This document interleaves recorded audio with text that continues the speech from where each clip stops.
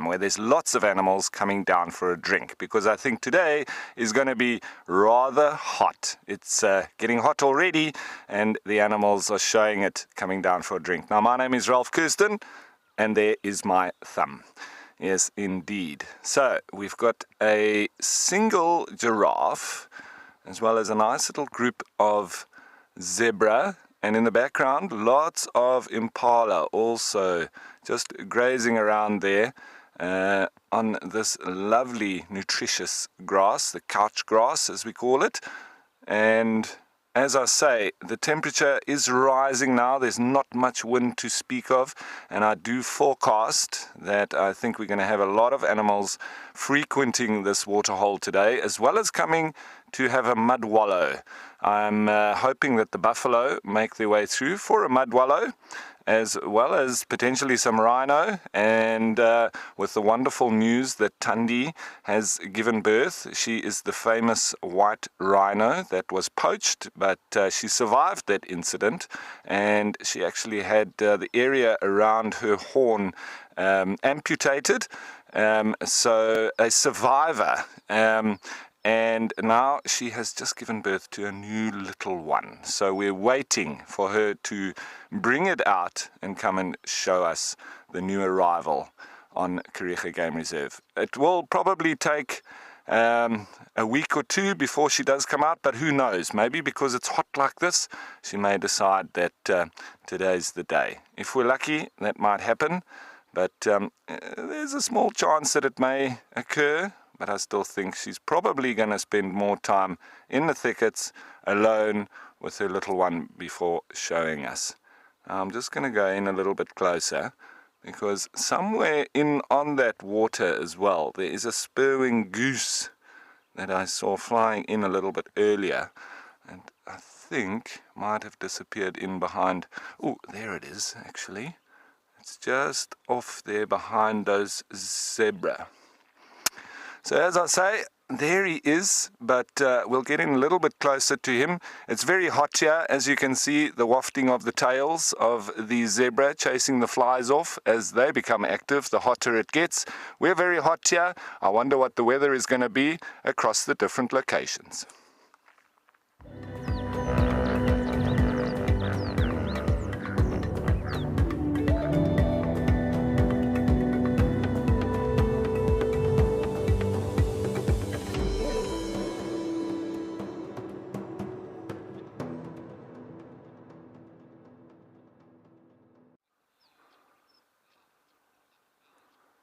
So it does seem like it's going to be a hot day across all the locations.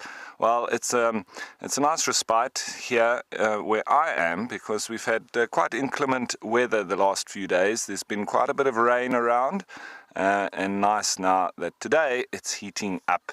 And for us in particular, we're going to see lots of animals coming down to drink. The cooler it is and the wetter it is, the less the animals frequent the water hole. So it's actually better for me in particular when it's hotter.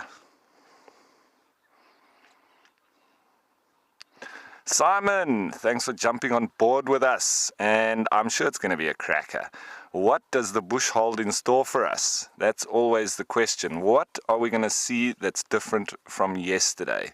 Well, I must say that in the last couple of days, I have for the first time seen black-winged lapwings. A little bit later on, I might go and see if we can actually put them on screen.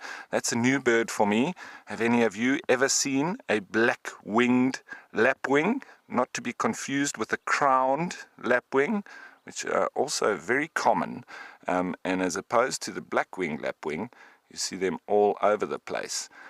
Now, I'm just going to try and go in a little bit closer on the water there, because there is indeed a spurwing goose.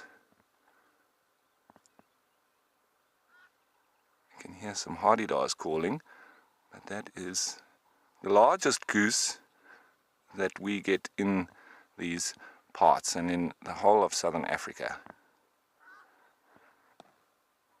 And they do say that you are what you eat, and none more so than with a spurwing goose, because they say that their flesh is actually toxic, and they do like feeding on lots of different toxic insects.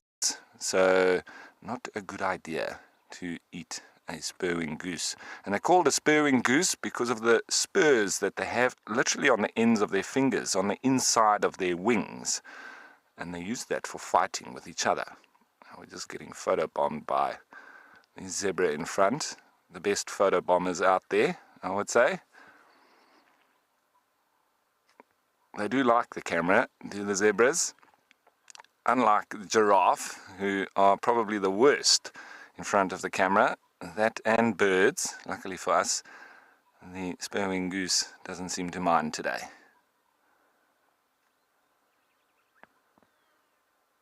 You might hear the flies also making an appearance, zoo, as they fly past. We always used to joke when I used to frequent the Namib Desert, and it was always a respite when the sun went down and the flies disappeared. But in the morning, as soon as the sun came up, we would hear that one passing fly, and it wasn't even minutes after that, and the Mopani flies, or more correctly called Mopani bees, would arrive, and then they would just form clouds around your head. And then that would be it for the rest of the day. You would be chasing flies all around your face, going in your nose, in your mouth, in your ears, in your eyes, looking for moisture, and just being a complete irritation. It can be excruciatingly irritating that I can actually see how people would almost go nuts with the frequency of those flies. It's incredible. I found that the best was just to put a sarong over my head and to try and keep them away from the moisture that my body produced. The more you sweat as well, the more they come. And if you kill one, it seems like they let off some kind of hormone as they're dying, and it makes even more arrive. So killing them is not an option. Well, it is, but not a good one. I'll go across here backwards. We'll see that there is one of the youngsters, so a couple of the zebra, one of the youngsters, and now one of the adults is going down for a bit of a dust bathe. Zebra are lovers of dust bathing. Them and wildebeest, probably the two that like to roll around in the dust the most. So they're the dust bathers. You very often find, especially on roads where they can find themselves some nice dust, that's where they like to roll around.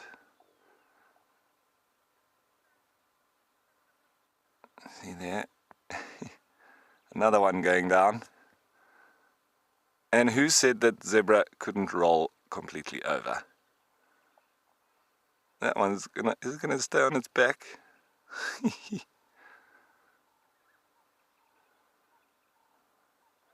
And that's why you also often find the zebra looking quite they're discolored, not the brilliant black and white.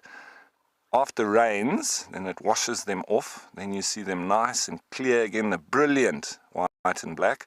A couple of days later, though, as soon as it dries out, they dust bathe.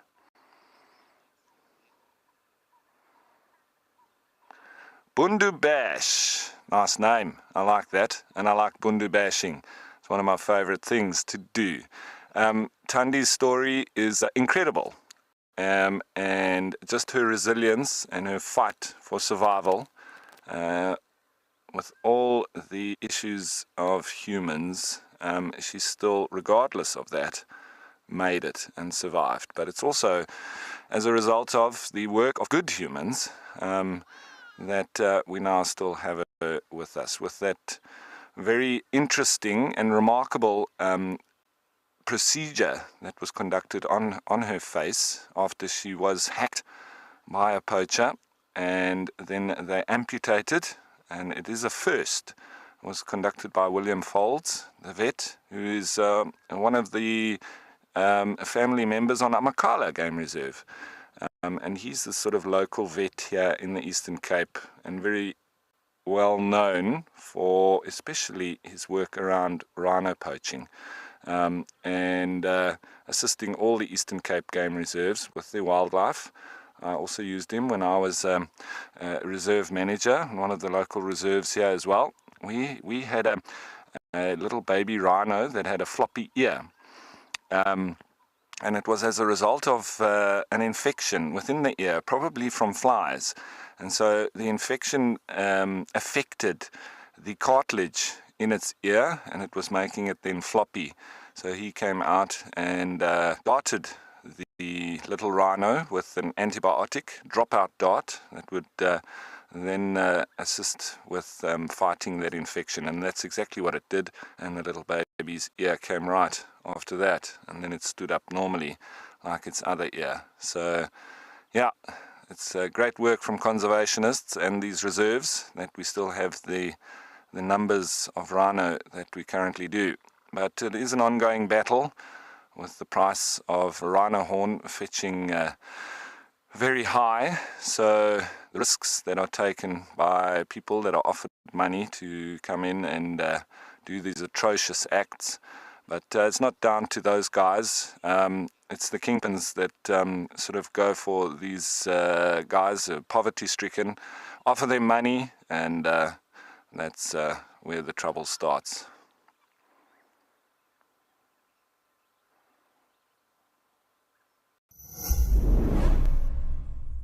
We hope that when you watch Wild Earth, you will fall in love with nature. We know that our explorers share a passion for nature and want to make a difference. Wild Earth Schools is back. Sign up to be an explorer, and your subscription will help us reach the future conservationists of our planet. Invest in something that truly matters, encouraging children to care for our beautiful wild Earth. Wild Earth Explorers, make a difference.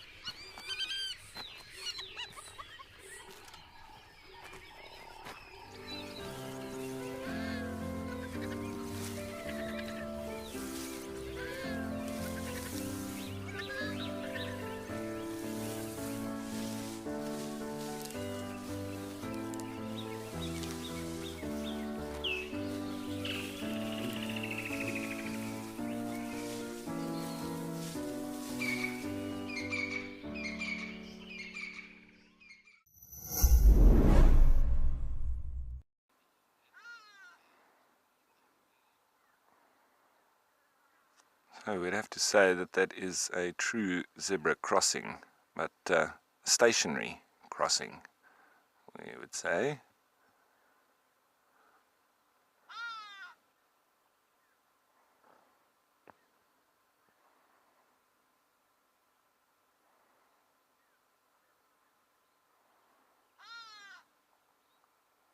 Red-fronted tinkerbirds calling in the background, as well as southern boobos ever present as well. There was Natura calling earlier. as well as Knysna woodpeckers. Some of all the sort of special birds that we get here in the Eastern Cape. Locally common, but you don't generally see them in other parts or hear them. Also a black-headed oriole.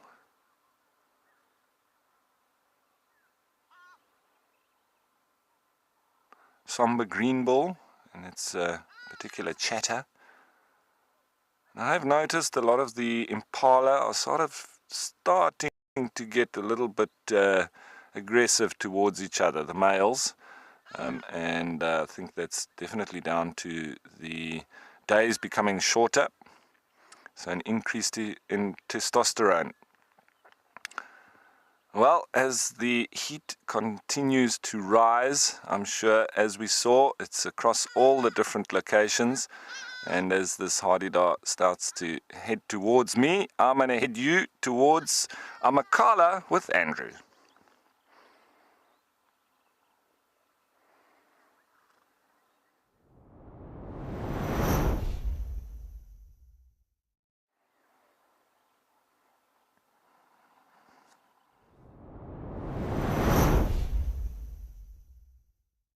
So far so good, and we started off with some elephants busy just relaxing in the shade over there, and it's turning out to be quite nice because they are quite calm and relaxed. Hello again, my name is Andrew and I have Mpho still behind the camera. It is his last day, so enjoy. We're going to be exploring Amakhala today. We're going to spend a little bit of time with these elephants, and then from there we'll see if we can't find some buffalo, which were reported to be not too far, so fingers crossed for that. All right, let's have a look at these elephants back in the shade over here. We had an interesting time with these elephants this morning. They were sort of in a corner of the reserve, not the best areas to have them, but they did get moving a little bit, and then they went through one of the crossings, and the crossings being very thick on both sides, we had to really keep a distance and make sure that we didn't get too close to these elephants. Then we thought, okay, let's just carry on. Looks like the elephants, we're not really going to be able to do anything. And as we carried on and we came onto this this higher section over here, we can see a few individuals of the herd quite nicely just milling around in the shade, which is beautiful to watch.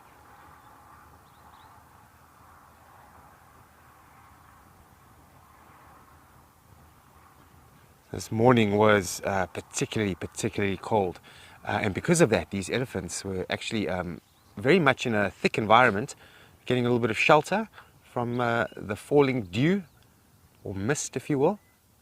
And as the day is now progressing and heating up, the elephants are getting hot right now. So they just really are parked in the shade at the moment.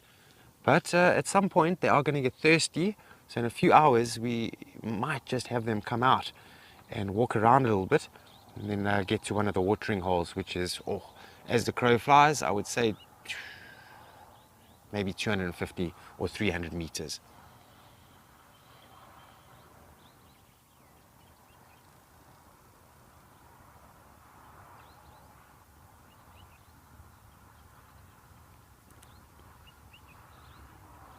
Lola, good morning to you too. Thanks for joining the safari. It's awesome to have you with us out here. And it's nice to be with the elephants too, because the last few days, Lola, we haven't really been able to show you elephants. They've been hiding in thickets and in valleys and not really being visible. And we know why. They have got two little calves in the group, and they are brand new out the box, so to speak. So they're in that group over there at the moment, probably right next to the mom. And so because of that, they have been secretive. We're very happy to have them today, because it's, as I say, it's been a while. And yeah, it is Mpho's last day today, sadly. He's going to be leaving me and going back home to his family for a bit of a break, but he'll be back. And we thought we'd just, watch some elephants and let not only him enjoy, but all of you.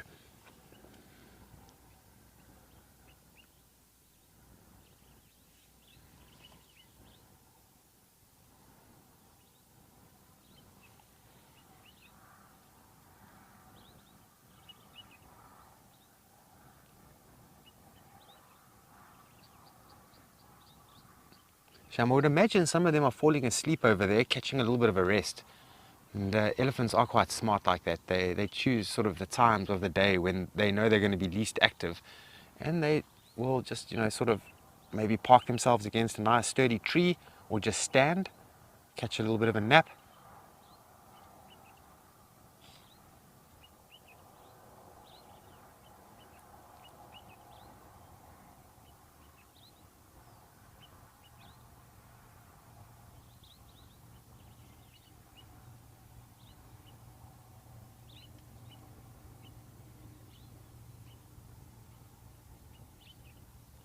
Listening to a few birds that are calling away over here. I can hear a dark-capped bulbul, formerly known as the black-eyed bulbul, chattering away in one of the treetops nearby.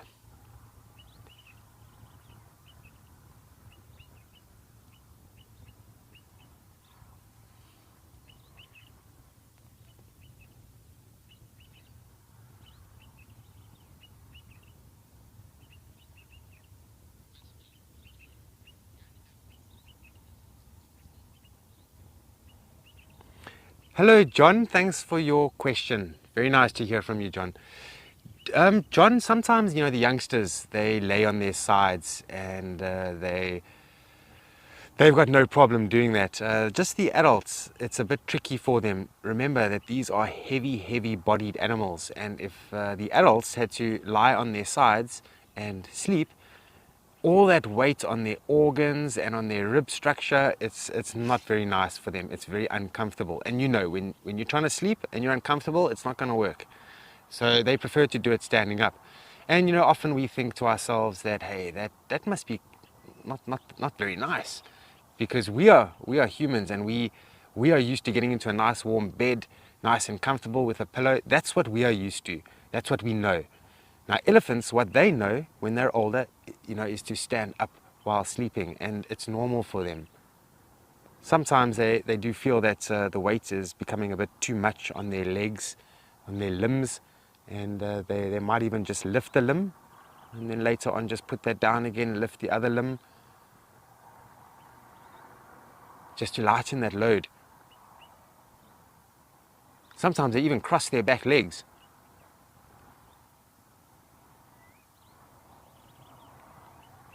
I remember when I was a young man and I saw elephants for the very first time, and I saw an elephant cross its back legs while standing.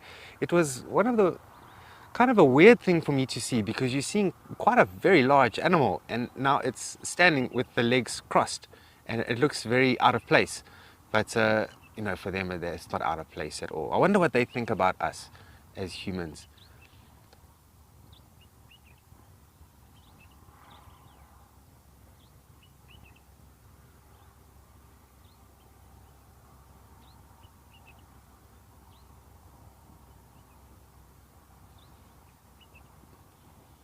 I was actually telling Mpho a story that came about a good few years ago. It was about 15 or so years ago.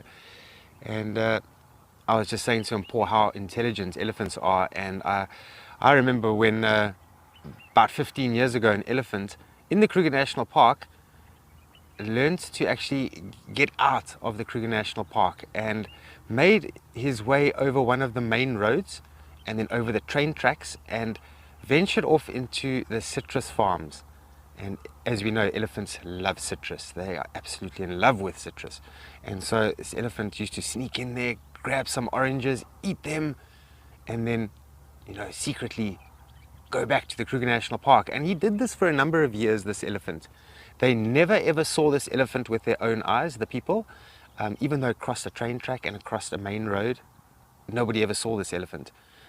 But the wardens in the Kruger National Park, they knew that there was an elephant breaking out and going into the citrus farms, because they would find this elephant's droppings filled with these undigested orange peels.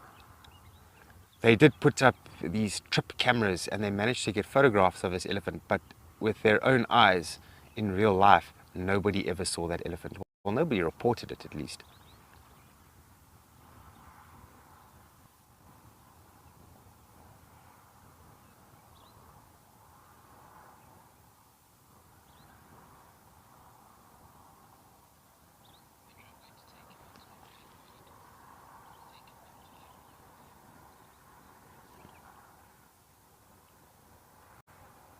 It's amazing how elephants actually blend into the environment very, very well.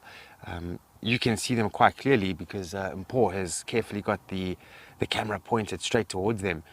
But if you had to just throw your eyes from, say, right to left and scan quickly, you could easily just not see them. They blend into the thickets extremely well. And not only the thick environment, sometimes, they just step behind a few little bushes and totally gone, and you can drive past them. Now, myself being a safari guide for a few years before being here with you all, I would hate to think how many elephants I actually drove past. And I think any naturalist can relate to that. Because sometimes even the guests will say, hey, there's an elephant. And you turn around and you look, oh, there's definitely an elephant there. How did I not see that?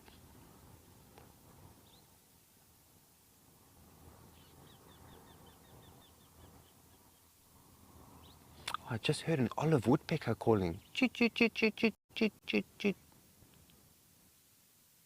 Olive woodpecker.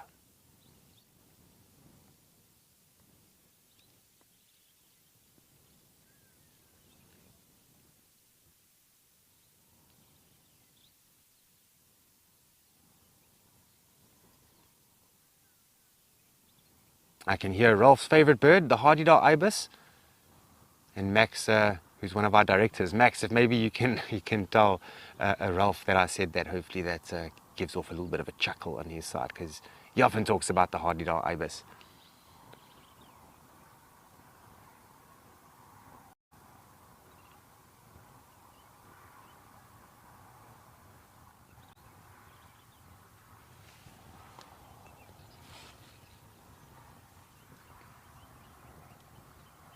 Mpho, is that one of the young elephants in that group over there? Sorry, you might just hear a zip unzipping. I'm just going to grab my binoculars quickly. Let's take a look. It's a sub-adult elephant, yeah. Looks like it's drinking milk there.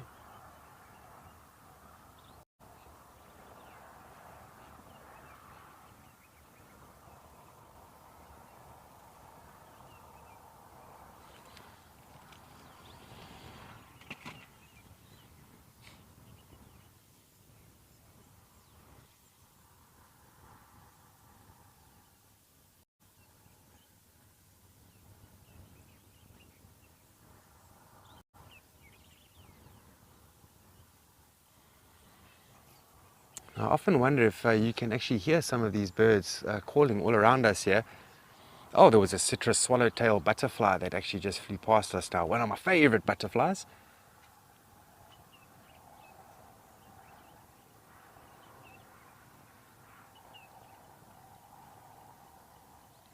But it did look like one of these young little elephants, sub-adults, is actually drinking milk there. I wouldn't call it a sub-adult, it's just below a sub-adult. But it's interesting, they can actually drink the mother's milk for up to 10 years, believe it or not. Has been recordings of that.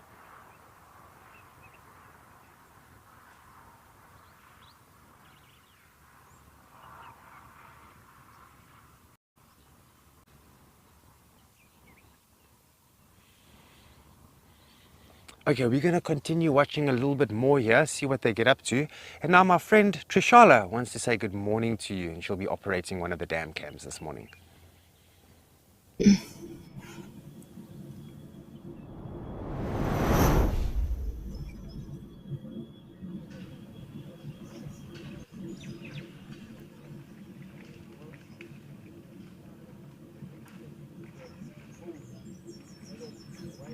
Hello, everyone, and welcome to Okukuyu with me, Trishala. It's my last day I'll be spending with you looking at the dams today. So I hope that it's going to be really, really special. And welcome aboard. I would like to say welcome aboard my game drive vehicle, but welcome aboard the remote cam for now. You've been having a wonderful time starting off with Ralph at Karika and with Andrew at Amakala. Lovely to see some elephants nice and early in the morning. I'm hoping for the same down here. But to start us off, as usual, we have some springbok and some zebra, as well as some gemsbok that have just come in as well. Now, I've actually been having quite a close look. Sometimes when we zoom in, it's not really clear. So I try to do that when you're not with me. And I've been having a really close look at what's been going on a little further away from the waterhole, and I can tell you that it's not much. So I think where we're positioned, watching the waterhole as we are right now, is the best place to be looking.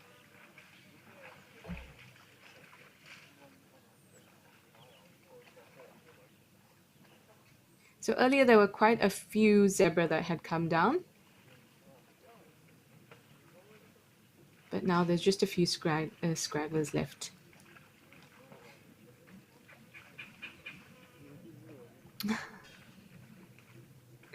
I said scragglers. I meant to say stragglers. Hi, Ash. Good morning. You are happy to be here with me today? I'm very glad. I must say, as much as I love watching the remote cams, it does make me feel like I just want to be out there. And I'm glad that I will be soon. I'll be back in Juma next week this time. And then I'll be able to see you. Well, you'll be able to see me. And I will feel less restricted. I think it's always quite difficult to be looking at the cams consistently, or constantly rather, because you just want to be out there and you just want to experience these things and get close or show you close-ups of the animals and things like that. So I'm glad that I'll get to do that soon. But what I love about having these remote cams is the fact that we can look constantly and that we might see behaviors that we don't see when we're there in person. So it offers a different perspective, obviously, because we're not physically there. And it gives us the opportunity to see just how different it is when we're not there, which is something I enjoy.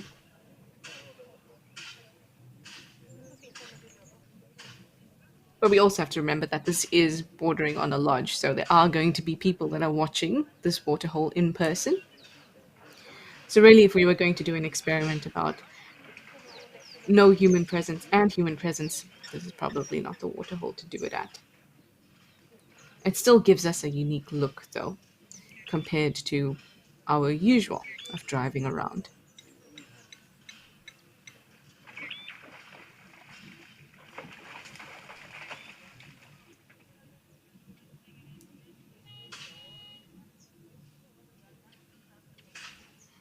Let's have a bit of a look to the right, as I like to. Gemsbok is starting to move off now. Still looks like another warm day here at Okokoyo, which is in Etosha National Park in Namibia, if you are unsure. Oh. Ah, never mind. I had hopeful eyes, thinking that I saw an elephant in the distance, but no, it's just a bush. Oh, what a question, Jake. You would like to know if I was going to install a camera somewhere, where would I put it?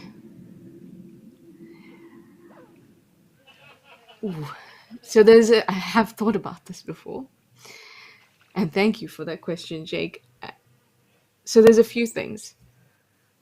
I would love for there to be a camera at any den, because I think it is just the most phenomenal thing to be able to watch how young mammals are cared for and at the rate in which they grow and just, the little milestones. I think it'll be awesome to be able to see that. So something like a hyena den, um, a jackal den too, but jackals spend less time at a den than a hyena would. A meerkat den, wild dog den. That would be awesome. The problem with that is how do you install it without causing a disturbance? And my solution to that would be to install it's a very expensive solution, but it would be to install cameras at multiple potential dens when the animal is not denning, and then hope that they use one of the dens in which the camera is. And sometimes it is like that. Sometimes it is just a matter of hedging your bets, putting them in a few places and hoping for the best. And I think that would probably be the least intrusive way to install a den, to install a camera in a den. But I would love to see that. Also because it's not something we get to see any other way.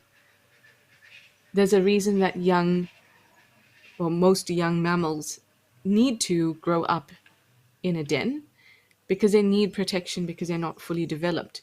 And so we're not going to see them, we don't see cubs until they're at least a few weeks old. Even then it's just by chance. By the time the mother actually brings cubs out or pups out, they're developed enough to sense the world and react to it. So I think it would be awesome if we could install, or if I could install a camera somewhere where I could watch things develop and mostly watch the behavior. I'd love to see how relationships and bonds are formed at such a young age between siblings and between adults and those young. For me, obviously, a hyena den would be amazing just to watch what goes on inside. There have been times where we've just not seen a cub come out again. And we don't know if a cub's been is dead inside the den. We don't know what's happened. All we know is it's gone missing. Never see it again. Now, whose cub was it that had happened to years ago?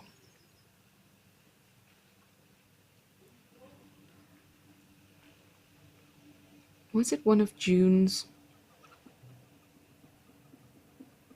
Or maybe it was one of Pretty's cubs way before.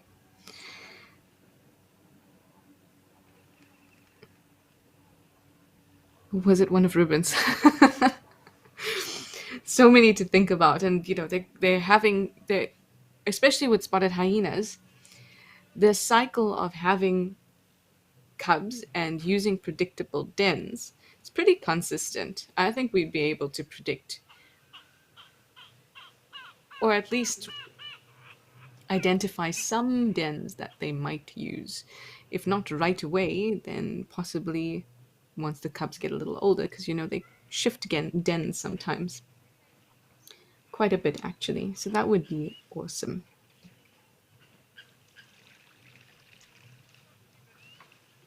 I think that Galago Pan is also a good one. Galago Pan and Juma. A lot goes on there.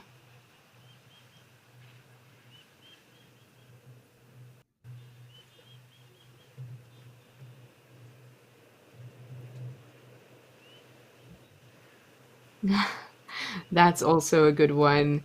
Hi, Catherine. Thank you for joining us again. I feel like I know you, Catherine. You talk so much through the questions and the comments. You say you would put a camera underwater. I think that's an excellent idea, too. So when we first came to Cape Town, which is the reason that I ended up here in the first place, we were doing the underwater show called Sea Forest, and it was really, really, really, really cool to see what's going on under the water that's right here, at my doorstep. See all the life and the movements, and we saw cuttlefish, we saw sharks, seals came to play with the free divers and their camera.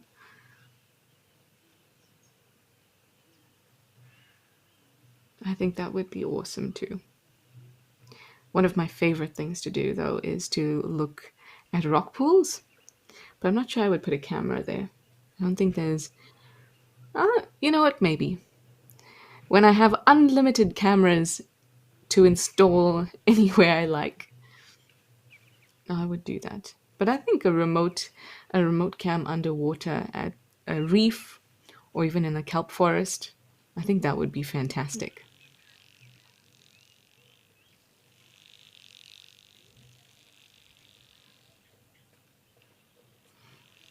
In the Mulwati too.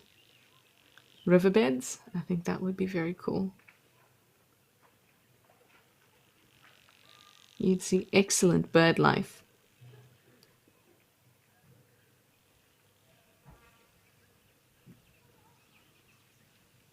I remember seeing, I was watching the owls, the two eagle owls in the Mulwati, and just suddenly, Tandy just walked past us. Things, very special things can happen in the Mulwati.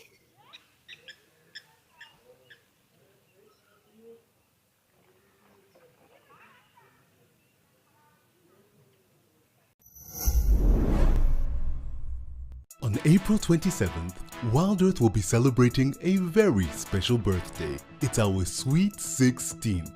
We want to celebrate you, our viewers who have been with us every step of the way. I just appreciate you so much. Send in your birthday wishes so we can include you in the celebrations. Happy birthday, Wild Earth! Video yourself saying happy birthday to Wild Earth with a short note and share them with us on Birthday at Wild Earth.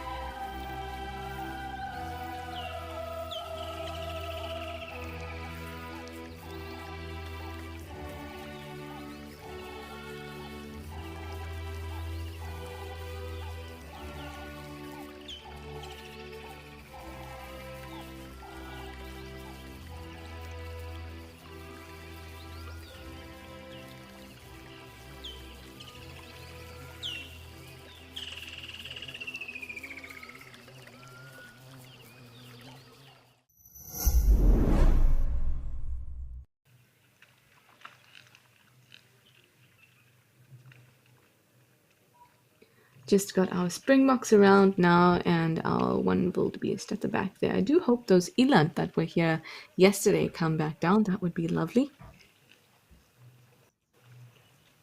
We just missed them by the time that you had come to me yesterday. So hopefully today will be a little luckier.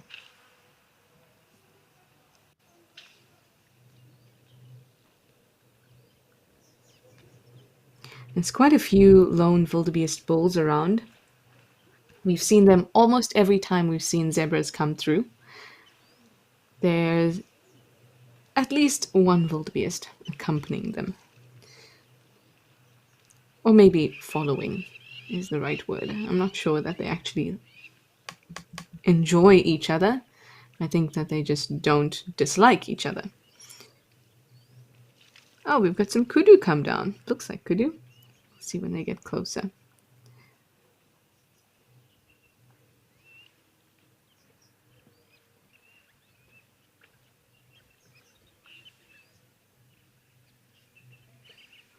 So remember we spoke about why it is that we see zebras and wildebeest together quite often.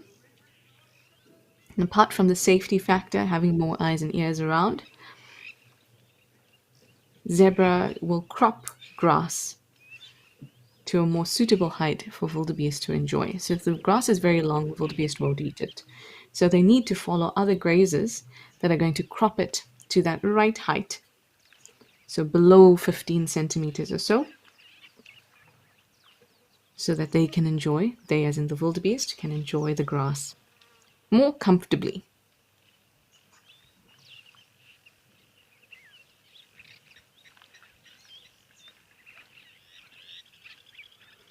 Both wildebeest and zebra being grazers. But as with any animal, when times are really, really tough and resources have become very poor, or perhaps there's very little water around, they will make small changes to their diet as long as it's within that buffer zone, you know. They have to have a little bit of a buffer so that they're able to adjust to the environment. So when an animal is over specialized, then that buffer zone becomes so small and they become much less resilient than those animals that have a larger buffer zone that can change their behavior, make changes to their diet or movements to accommodate changes in the environment. And zebras will dig up things like little herbs and rhizomes and things like that in the ground when they have to. Anyway, while I wait for more contestants to come on down to the waterhole, let me send you over to Andrew, see what those Ellies are getting up to.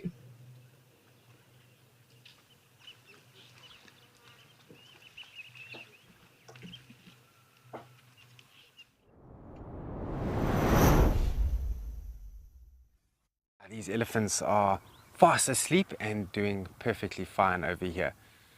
And seeing that you actually mentioned earlier on about some sort of areas that would make a good place to put a camera and sort of monitor, and I was thinking about that as well. And I think there's a few places I would love to, have a camera and just monitor what's going on. One of the areas, and I've always loved this area, is the Kalahari. So I think the Kalahari in that area over there would be a fantastic place to actually have a camera up. And then you can see a lot of these dry arid specialists animals like maybe meerkats and aardwolf and aardvark. You never know, if you're very lucky, pangolin and those sort of animals. And then also, let's not forget about Zambia. Zambia is a very, very nice environment. I've never been there, but my father, he spent a few years out there, and he actually mentioned to me how spectacular the environment and how many animals actually are out there. So I think if I had to choose one spot, I think it would be between the Kalahari and Zambia.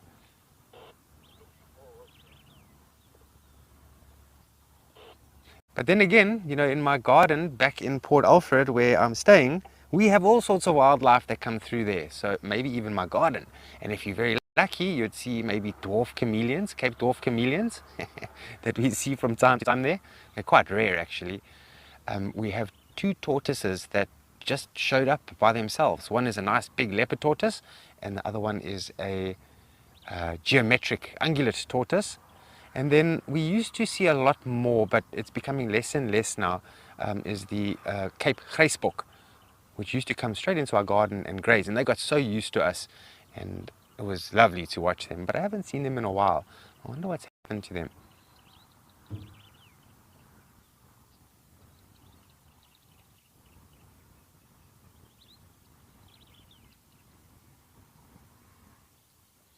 Now, this area that we're in here is one of the few spots that Nerina trogon has been seen. By one of the previous guides that used to work out here. He saw two Nerina trogons at the same time flying over, and that's sort of in the crossing where the elephants this morning were, which is not far from their current position, which is a little bit to their west, about 100 meters. Also out in this environment, sometimes we see the blue cranes. And what else? Knysna tarako. They sometimes fly over here. Black-collared barbets, somber greenbills. There was a tambourine dove seen also in the crossing this morning. I've never seen tambourine dove here in Amakhala. I have seen in the Eastern Cape before. And then Namakwa dove has been seen around here as well. All types of woodpeckers, from olive to the Knysna woodpecker to the cardinal woodpecker, you can find in this area.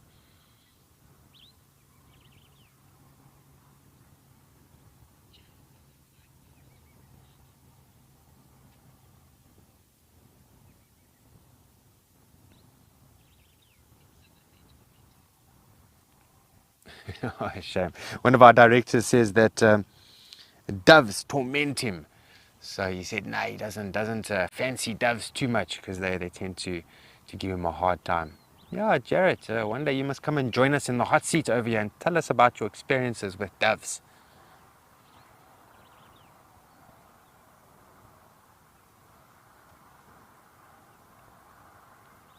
If you have any favorite birds, please let us know what they are.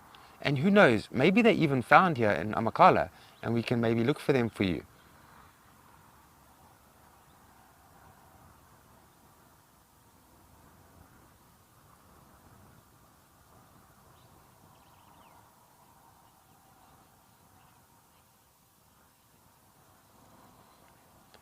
Hey Adam, that's actually a very good idea. That the Drakensberg is a very cool place.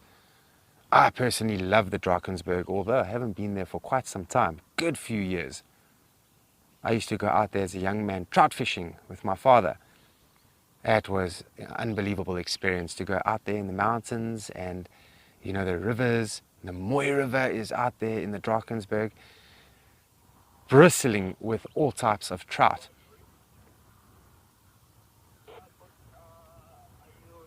In case you're wondering, I do practice the catch and release.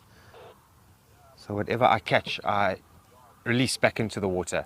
And also, I try not to take the fish out the water. So I fish barbless. I take the barb off. And then as soon as I've had a little bit of a fight with the fish and I'm happy with that, I just slack the line and let the fish shake the hook off itself without actually taking it out the water, because that can be detrimental to a lot of the fish, most especially the trout. Because what happens is your slime, the slime that is on the trout's body is something that protects them from bacteria and things. But as soon as you handle a fish, any fish really, you are invariably removing that slime. And you release the fish and perhaps you'll think, the fish is going to be 100% fine, but maybe it's not. So I prefer not to pull the fish out the water.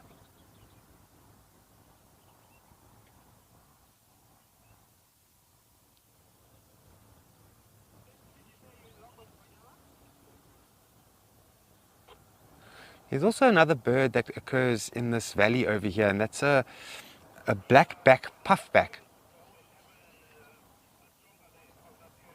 And it's amazing how the call of a blackback puffback here on Amakhala or in the Eastern Cape, the call sounds totally different, absolutely different to how it will sound up in the northern parts like Kruger National Park.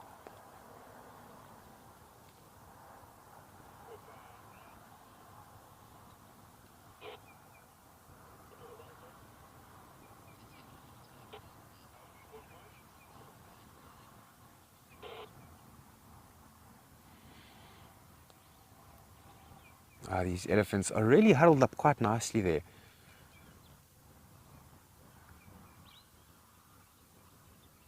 Seems like they are quite content there, but you know, in a flash of a finger, you know, maybe the matriarch decides now it's time for water, or she can actually see that the calves are getting quite thirsty. Then she'll make the decision to start moving and make the way towards the water. And like I say, just like at a flash of the finger, they can easily start moving.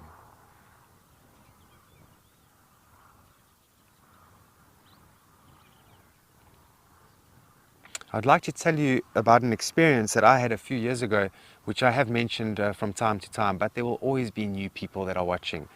And one of the sightings I had of elephant when I was in the Timavati, so I was only about 2 or 3 years as a guide, working with experience. So I was still new to the industry and I was working with people that had 25 years experience. But anyway, we were so lucky the one day. We were very far south in the Timavati, very far from the camp. We were already running late and we came across in a drainage line elephants and we watched. And my tracker, Morris, who's at Pridelands at the moment, he's the dedicated tracker for eco training. he said to me, "What's going on there? Pass me your binoculars." And I passed it to him, and he said, "No, the elephant is giving birth there." So we managed to get the vehicle into a nice little spot where we could actually see them. And we were about 30 or 40 meters from these elephants. And in the time that we were with the elephants, they really got used to us and they forgot about us totally. And we watched this elephant giving birth, and the elephant came out into the outside world, completely covered in a birth sac. And the adult ripped open the sac, and then this beautiful little baby elephant came out and was trying to throw its trunk up in the air, but it couldn't really because it didn't know how to use the trunk. And the adult, not the mother, because the mother was still semi on her side on a bank, and one of the adults actually came along and helped that little calf up, held it, and literally held it for about 45 minutes on its legs, and just so it could stand upright and develop strength in the legs. And then we watched and watched and watched. We, of course, let the other guides know about what was happening. And a second vehicle tried to join the sighting, but the elephants didn't want anything to do with the second vehicle. So they charged that vehicle out and chased it away. And it was a sighting that I got to witness with my guests, and we were the only vehicle there. And that was a touching experience. The adults, they picked up the birth sac and they were throwing it up and down on their back and eating some of the afterbirth, because it is protein, and it's a good way of recycling proteins is to eat the afterbirth. And then again dug a little hole in the drainage line where there was a little bit of sand, and they actually covered what was left. We saw that young elephant about 3 or 4 days after that. It's something I would never ever forget. One of Mother Nature's little presents for you. That's what I often say.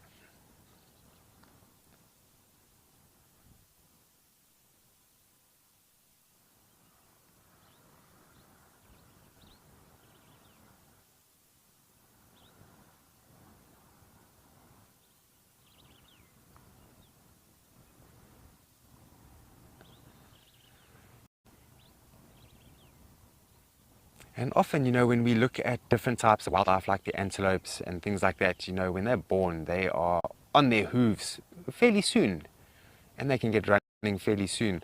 But now with young elephant calves, it takes a little bit of a while. This young elephant took about 2 hours to actually get onto, or to maintain its posture in standing, but was very weak. And the adults really herded this young calf around and made sure, of course, that it was fine and well protected. And it's just amazing, isn't it? Nature is a very special place.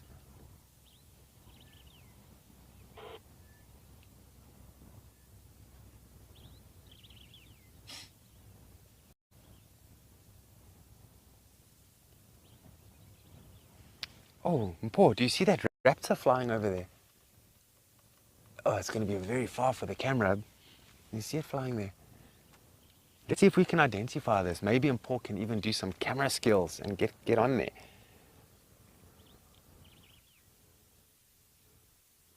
Come on, turn it a little bit more for me.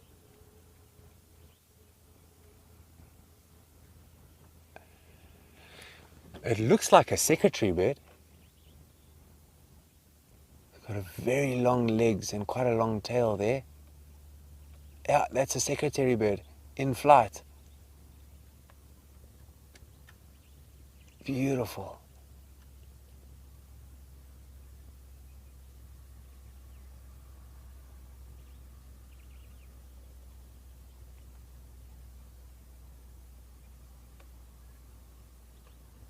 Yeah, I must say over the last few days I've seen quite a few secretary birds in different areas. I doubt that this secretary bird over here is the same one that we saw at the nesting site. It's a very different area, and secretary birds are quite territorial, and they also return to nesting sites, so it makes sense for them to stay within their territory.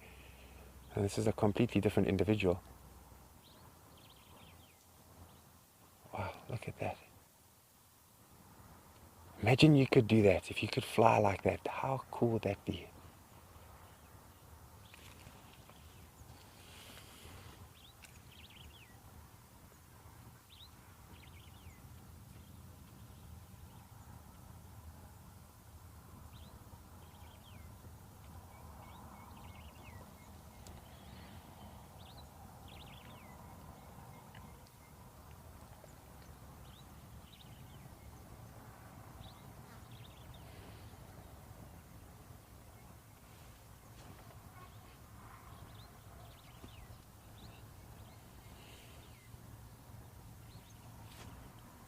Just wonderful, nice and graceful the way it flies. Of course, when they fly like that, using much less energy by getting on a thermal than actually flapping the wings and flying around. Just to get on a thermal is a good way of getting elevated, getting into the sky, but using as little energy as possible.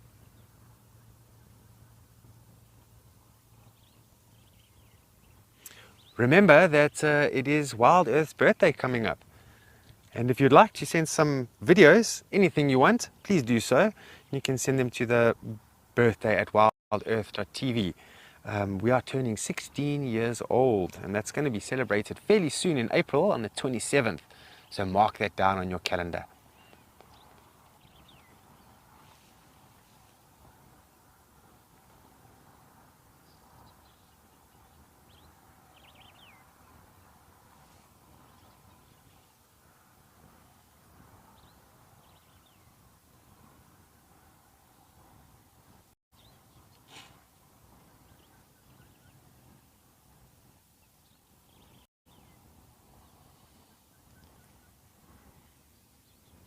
Just listen to a chestnut-fenced warbler, somewhere around here.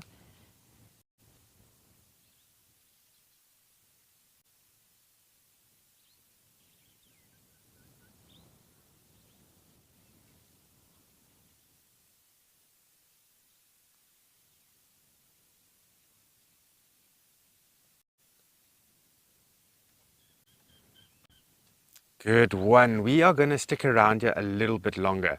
So let's go to Kariega Game Reserve with Ralph in the meantime.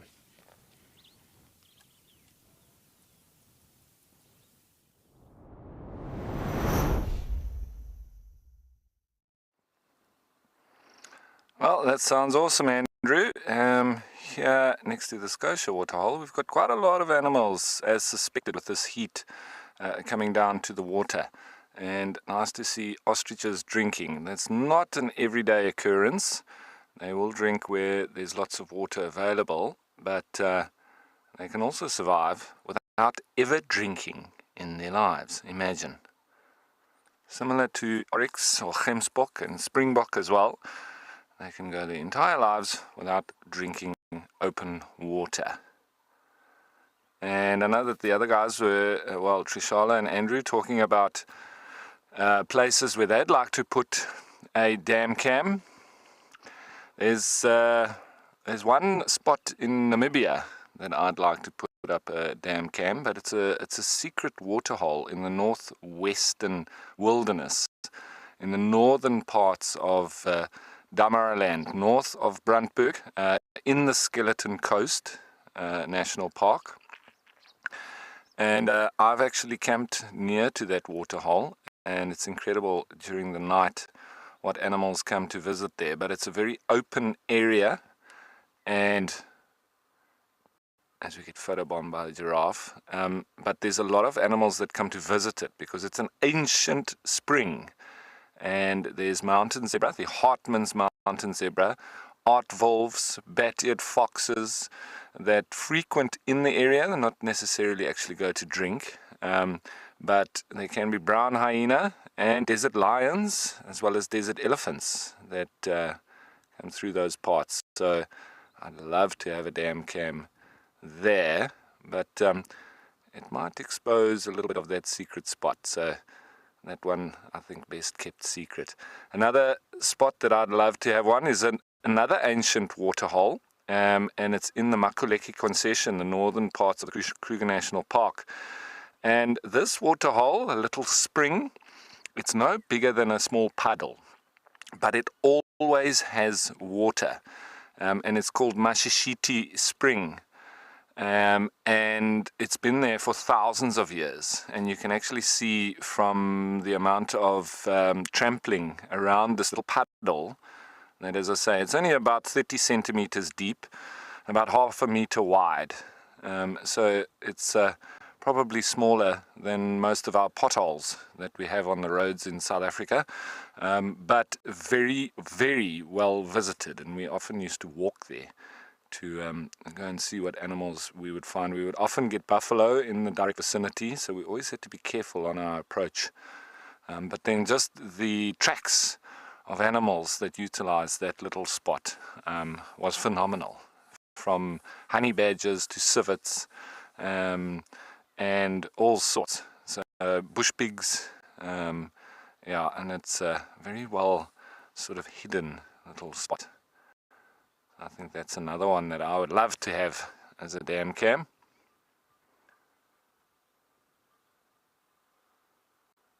Another one would be Initosha, not too far from Okukuyu, but halfway in between Okukuyu and Namatoni. It's not far from the Halali camp in the middle. And that's Rietfontein Spring. And there's the Rietfontein Pride of Lions. They're more than 20 strong and very well visited by black rhino, elephants, lions, and all the small critters as well. So that's another lovely spot that I would like. And you see a lot more of the black-faced impala that you might not see too many at Okukuyu, but in those parts you see a lot more. And leopards that come down to drink during the night, as well as brown hyena. And at Okukuyu I've spent many hours there over the years with guests, overnight as well as during the day. And at night, we always used to get a pair of Vero's eagle owls coming down to drink. And they used to actually have a nest in that camel thorn off to the left of the Okukuyu waterhole. And I haven't stayed overnight at Okukuyu for quite some time. And I'm just wondering, I wonder if Trishala's actually been able to see. It's normally later on in the evening towards sunset and generally after sunset. So it would only be if she's hung around, or if anybody that has been working that dam cam has hung around into the darkness hours to see if those Vero's eagle owls come down to drink. It's incredible if you see a Vero's eagle owl up next to a springbok, for instance, drinking. And we used to take note that the Vero's eagle owl, when they stand upright, are taller than a springbok. And it just puts it into perspective. But it was always nice to watch them coming down to drink from that nest site in the camel thorn off to the left of the Okukuyu waterhole.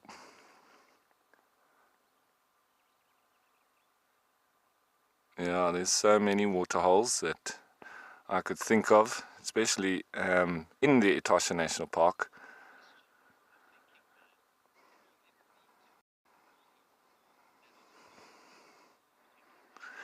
So, Thinking Man, I know the pronunciation of Kaudam is not very easy when you see how it's spelt. But yes, Thinking Man, I have been to Kaudam, and it's quite a difficult reserve to access because very deep sandy roads, and you can get stuck very easily. And it's there's no real camp or serviced camp inside the park, so you need to be totally self-sufficient. There's no water, etc. You need to bring your own.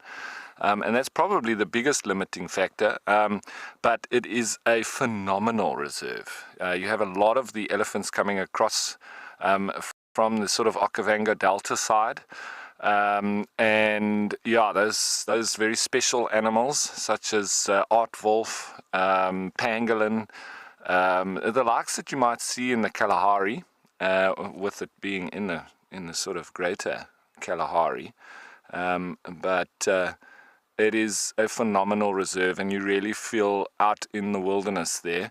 But best to go with 2 vehicles because, as I say, the 4x4ing can be quite hectic. I actually went there with my little Lada Niva, a red one. So it was a little fire engine truck that used to be used in the Alps, but an incredibly adept 4x4, and with such a short wheelbase, I was able to go there on my own. And I always had a compressor though. You need to deflate your tires for driving in that kind of soft sand. But the only thing with my little red Lada Niva was that the animals used to be a little bit aggressive towards me. I don't know if it was because of the color or the shape that they had never seen. but I had some very interesting interactions with particularly elephants in that vehicle. They used to literally hunt me down. Yeah. But in Cowdam, yeah, it's one of those reserves that if you have the ability with 4x4s and you have a group, it's really well worth it. So thinking man, think on the Cowdam Game Reserve and go for it. I will go back as soon as I can. I'd love to take my kids there. But like I say, you need to have all your plans in place, because it's a few hours for any kind of emergency, and yeah, very easy to get stuck. So you need to have recovery kits, you need to have all your food and your water, and then it is an absolute adventure.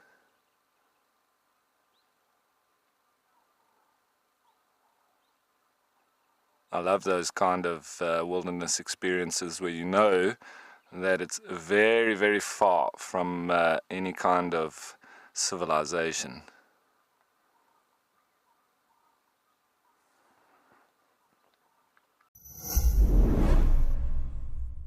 Wild Earth is looking for unique wildlife sightings filmed by you. They can be old or new, from anywhere in the world, and filmed on a camera or on your phone. In return, we will give you cash and a chance to see your clip on TV with your name in the credits. It's easy. Post your clip to Instagram with the hashtag WildEarthClips. Get selected and get paid. Head over to wildearth.tv/content to find out more.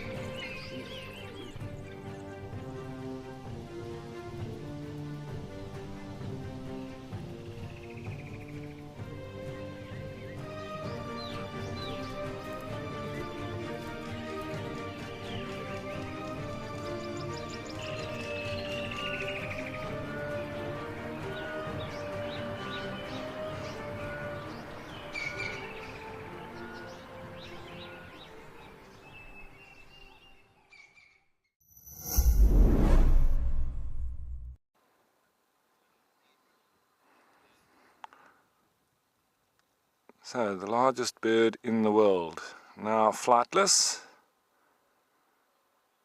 I'm not seeing any chicks around, which is unfortunate.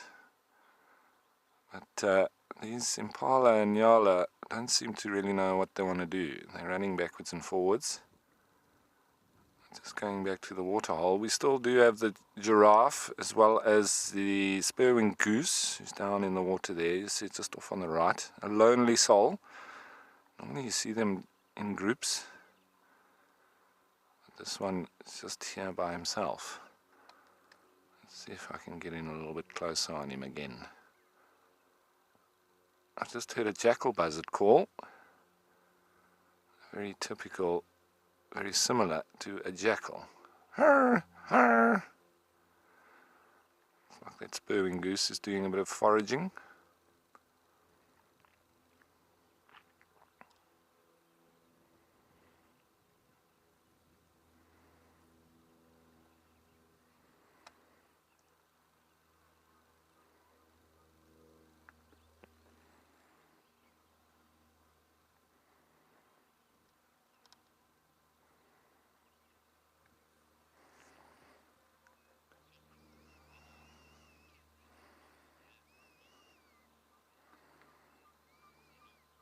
So Lenny, yeah, Madikwe, definitely. That entire reserve is fabulous, and for me, I always like to sort of look at different reserves and then particularly go for their specialities. And for me, Madikwe is all about wild dogs. Obviously all the rest is fascinating as well, but just the prevalence of wild dogs on Madikwe makes it very special. So like for instance here on the Kariega Game Reserve, I think the speciality is definitely Thandi, the white rhino, and her story. And then just the particular birding that we have here, very special birds. It's difficult for us to get them on camera, but here in the Eastern Cape, and particularly here on the Kariega Game Reserve, Nerina trogons are, this is probably the place where you have the best chance of seeing them. In fact, you can almost guarantee seeing and hearing Nerina trogons, and if you have the right guide, he'll definitely show you them. Then, the likes of caracal in these thickets and that, and then also being able to access the ocean. There's not many game reserves in the world, I would say, where you can look at elephants and in the background you see the ocean. So it's just very special. Same with the lions, just having that backdrop of the ocean and having the access, the river access that takes you all the way down to the sea is special as well. If we look at Djuma, for me it is number one priority leopards. That's one of the highest concentrations of leopards in the world. So that's what you go to the Sabi Sands for, is for leopards. If we look at Namibia and Etosha in specific, I would say it's black rhino, and in particular the Diceros bicornis, not the different rhino that we get here in South Africa, the Diceros bicornis minor, the smaller black rhino, and the prevalence of those black rhino in Etosha and in Namibia in general, in Damaraland and Cocaland, very special indeed. And then all the particular birds that you get, the specialities in Namibia itself. My favorite bird of all time is the track chat, but that's more so in and around the dunes. The Rupel's Koran, the Arno's chat, and then a lot of others as well. A little Cinderella waxbill. I used to take groups to go and see that. They only come down for 1 month of the year from the mountains, and so you've only got a short period where you can actually see them. It's quite an indescript bird, but on many birders' lists of high priority to see, because it's so rare. So once you get into the thousands of bird numbers that you've marked off, well, Cinderella waxbill being one of those that others wouldn't generally be able to see. So, and we used to have avid birders that would come in and pay for the whole month to go and see them, and if we found them on the third day, well, that was them. They'd ticked it off, they'd photographed it, and they would fly out, but we would get paid for a month. So I used to love those groups. But it did test our skills, because if they come for 4 weeks and you don't find them, you're talking refunds. So yeah, the first couple of years when we did go, learning the tricks of where they like to hang out, and we came pretty close to not actually finding them, and then eventually we sort of worked out their movements and their behavior once they did come down where they'd like to hang out, and then we'd go and find them. So yeah, the tricks of the trade.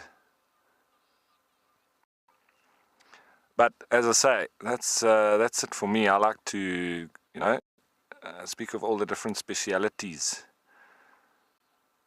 of the different game reserves, and that's what I like to focus on.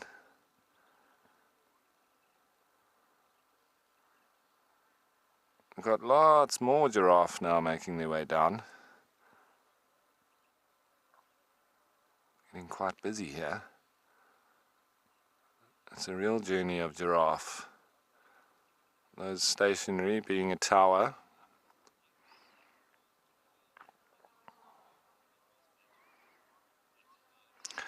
flutter by. So you've seen them, huh? Those Vero's eagle owls under the full moon. It is spectacular to see them coming down and actually drinking at the Okukuyu waterhole. So it's one of those characters that I like to also bring into play, the different spots. And that Vero's eagle owls were definitely part of it. We also see the different individual black rhinos that would come down and drink. Some mothers with calves or bulls that you could work out the individual traits. And then that Umbika pride of lions that generally frequent the Umbika waterhole, which is shortly after you come in from the southern gate towards Okukuyu, and that first waterhole on your left is Umbika, and it's also an ancient spring. The lions tend to hang around there, but in the dry months, sort of July, August, September, October, was when they used to move a little bit more towards Okukuyu, because I think that spring would become a little bit dry, and then Okukuyu obviously is full of water year round. So you have a lot of the animals coming there, and they used to hunt a lot around the waterhole at Okukuyu as well. I'm sure they'll be doing that again later on this year. So that's the best time of year to go to Etosha, during the drier months. It just makes the animals frequent the waterholes, and so you have these real masses of different animals. During the day, you'd have lots of plains game, and at night you'd have rhino and predators and the likes of the Vero's eagle owl, which is very special.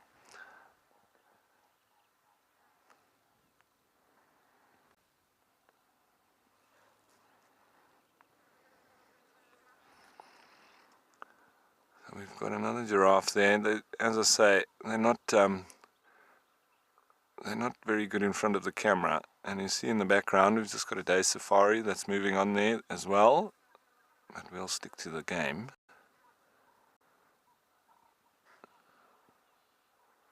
A nice big group of impala.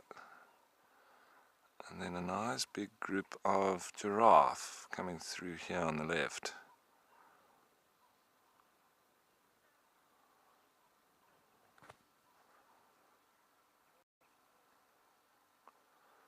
As I say, today I think is a thirsty day. We're going to see lots of animals down here.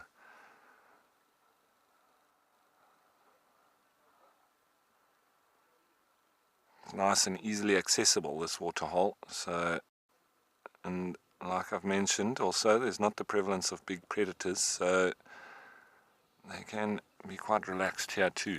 And that's the idea of the part owner. That's exactly what he wants on this particular part of the reserve. The animals to be in a sanctuary and not worrying about predators.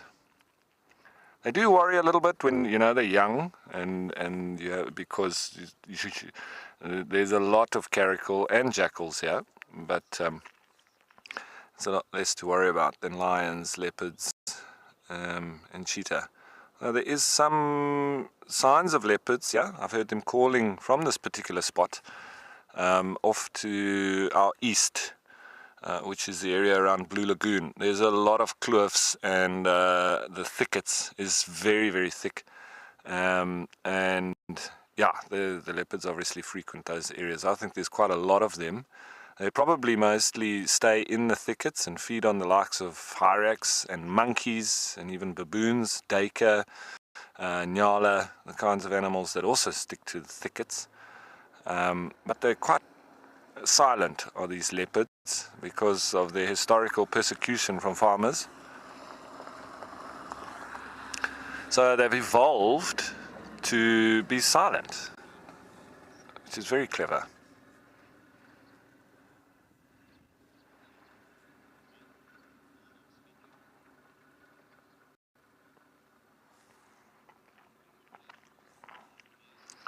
When I say that the leopards are very clever to be quiet, well, it's those traits, those inherent traits, that will keep them surviving in these particular parts, because historically they've been persecuted by the farmers, and most importantly the sheep farmers, because leopards obviously find that very easy prey. So they, the ones that called or presented themselves landed up easy targets. So the ones that survived were quiet and moved in the thickets and kept themselves secret. And so whether or not that, it's actually something that they are thinking about or not, I think it's more inherent that is the traits that continue. And that's a classic sign of or an example of evolution, where that's exactly the traits that survive and then that continues through the genetic line. Anyway, we're really enjoying this amalgamation of animals down here by the Scotia Waterhole, but I've been chatting about it a lot. Let's head you off to Okukuyu.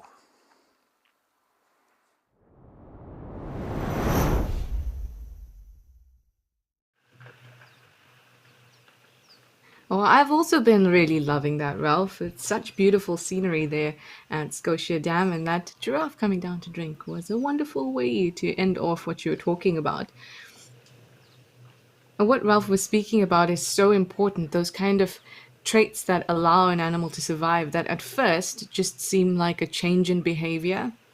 For example, those leopards learning on some level, or at least initially, that the louder they are, or those individuals that were quieter were less often persecuted. Whether it's innate, inherent, learned, I think it's a combination of all those things. At some point, it has to be learned.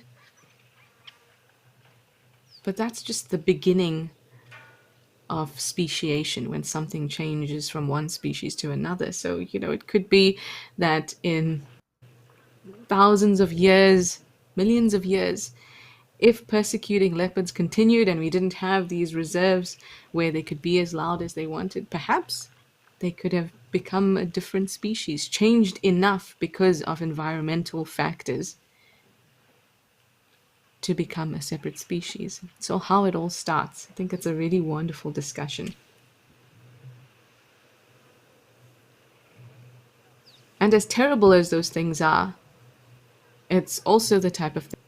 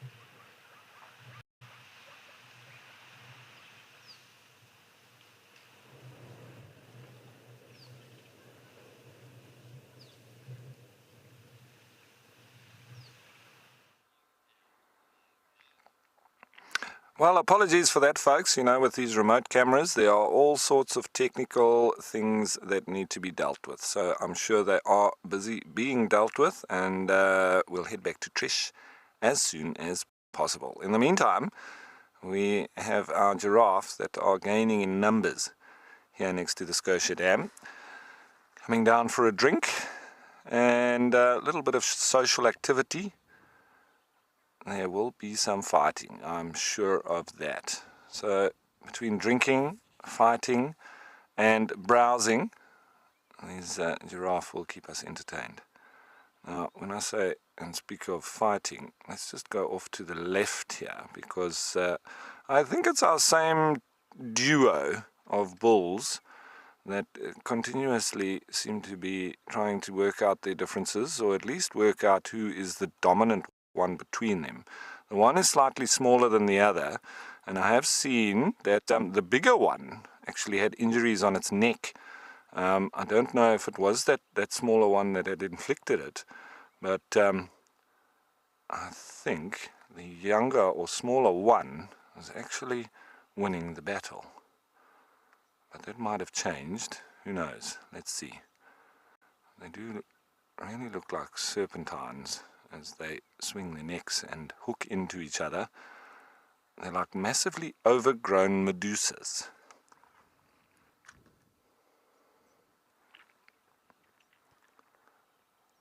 And they have this very strange sort of upward motion of their heads like that at times. I'm not quite sure what they're doing when they do that. They're really trying to hit the other one. It's a bit of extreme MMA, wildlife, mixed martial arts. They sometimes walk around in circles for quite some time, following each other, trying to get the upper hand, get in a better position to be able to beat the other one with its pendulum-like head and neck. There seems to be that third one that's now in the mix as well. I wonder if they're just chasing each other now. That is a very slow chase, but could be a chase nonetheless. A couple of day safaris coming through. I think it might be the cruise ships that have hit our shores, and very important for the tourism industry in these parts. They come in at Gqeberha, and then the likes of Kariega do service those groups that come in for a day safari. And it was very quiet over the COVID period, where we didn't have any of the cruise ships coming through, so a massive part of the tourism industry was literally killed off overnight. And with them coming back, it means that some of these lodges can get going again, and the employment that comes with it, as well as the offshoot of the money coming back into these protective sanctuaries. So the roads have been maintained again here on the reserve, which obviously was one of the first things that dropped off when we had no travel. So even though we do have the noise of these vehicles driving past sometimes, it's a small price to pay for the money that the people bring and the economic input that they bring back into these wilderness areas. So I've got no problem with the noise. And it's tourism that keeps these places alive and brings the money in. People coming in shooting with their eyes and their cameras as opposed to with guns, and bringing in good money for the whole community, really. There's the staff bus that runs into Kenton-on-Sea every day from Kariega here, and there's a whole village that is gaining from the tourism that comes in to Kariega Game Reserve. So there's massive amounts of employment that happens as a result of the people coming in here.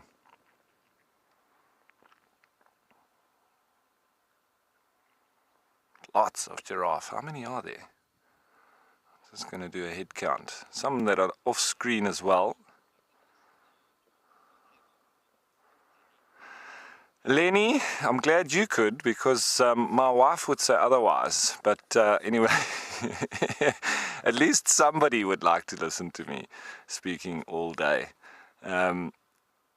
Yeah, but sometimes also important just to be quiet and enjoy the wildlife. I think that's quite a trick to learn, you know, with new guides that we've trained. We also try and train the art of being quiet. Because we also find that the less experienced and the more nervous people are, the more they try and fill up spaces by talking. And very often you can talk but say nothing at all, and it detracts from the real wilderness experience. So unless you've got something to add, rather be quiet, I think, was always the best approach, and that we taught to our students that came to learn about the wilderness and guiding in particular.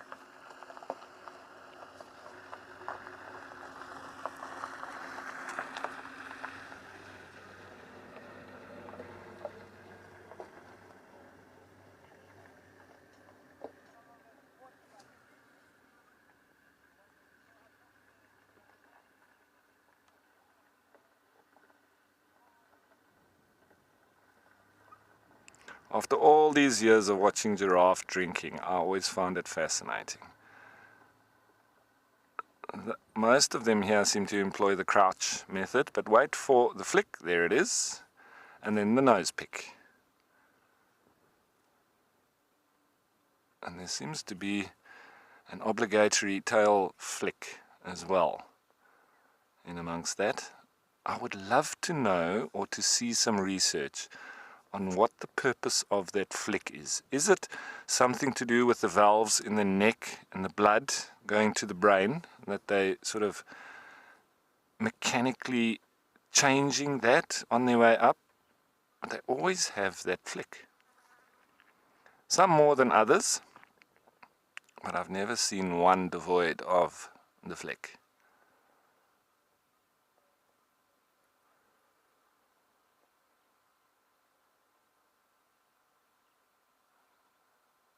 And it's not very often you see giraffe as relaxed around the water as you do here. Like we've spoken of, no big predators, so you can understand why. You also see them lying down a lot, which if there were lions around, you don't generally see that. A lying down giraffe is a dead giraffe, where there's a high prevalence of lions. That was a good flick, I must say. I think they'd be quite good at softball or underhanded cricket. French cricket, as we call it, when you stand with your legs together and your cricket bat straight forward, and you need to, as the bowler, throw underhand and try and hit the person's legs with the ball.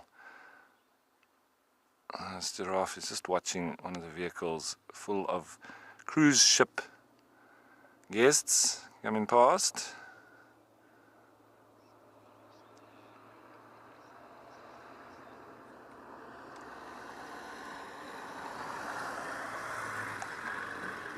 What a wonderful group of giraffe this is, forever keeping us entertained. Not all as active as that one that's drinking.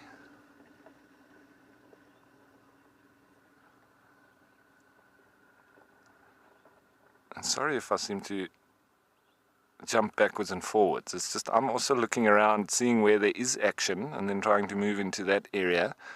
Those ones are pretty stationary, but we've got our two boys here that have gone back to their MMA.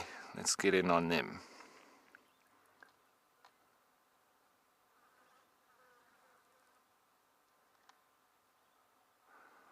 See, they like to barge each other with their rear ends and push the other one into a less favorable position. Oh, there they come. Doof.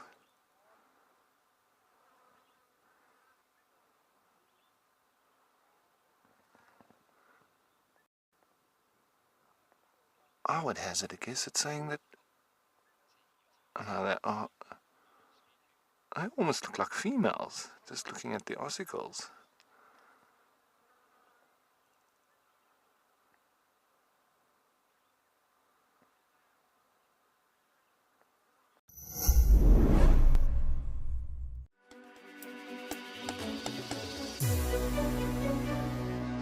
Whoa, that's epic. Garden orb-web spider. Some African wild dogs and they're chasing something. I can honestly say I've never seen anything like that before. Hey, can you believe it? That is amazing.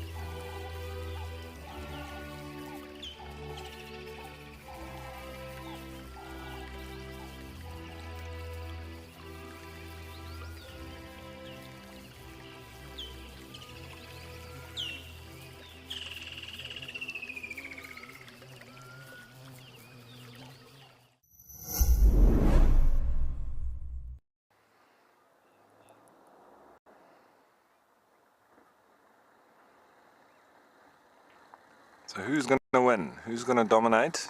And who is going to be over the other?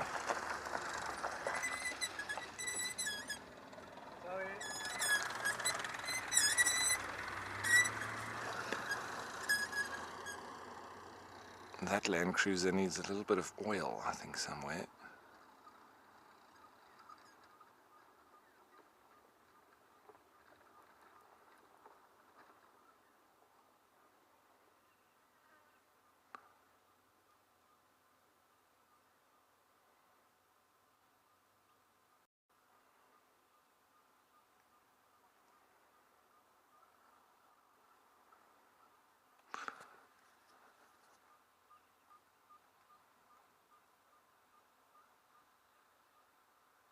Now, it might sound funny, but like you heard that squeaky cruiser.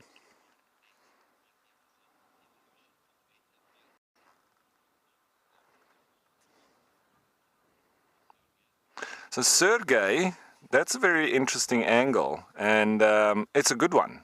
And you know, we're just looking at the different traits of the animals and sort of guessing at why they would have evolved as such. But a very good theory there that they've evolved as such for fighting. Could it be a little bit of both? Why would they have extended initially? Would it have started with fighting, or would it have started for them to have better access to good browse? Maybe it's a bit of a combination. Because you may have found that extension, because of fighting, would have put them in a better position for feeding, or the other way round. So sometimes you get advantages from an inherent trait that, you know, might not necessarily have begun because of that, but then puts you in a better position as a result of that. So, but it's very interesting to sort of think along those lines. I'm not sure, though, that for females, perhaps, that they would have evolved like that. So maybe you would have just landed up, if it was just for fighting, maybe only the males would have had long necks.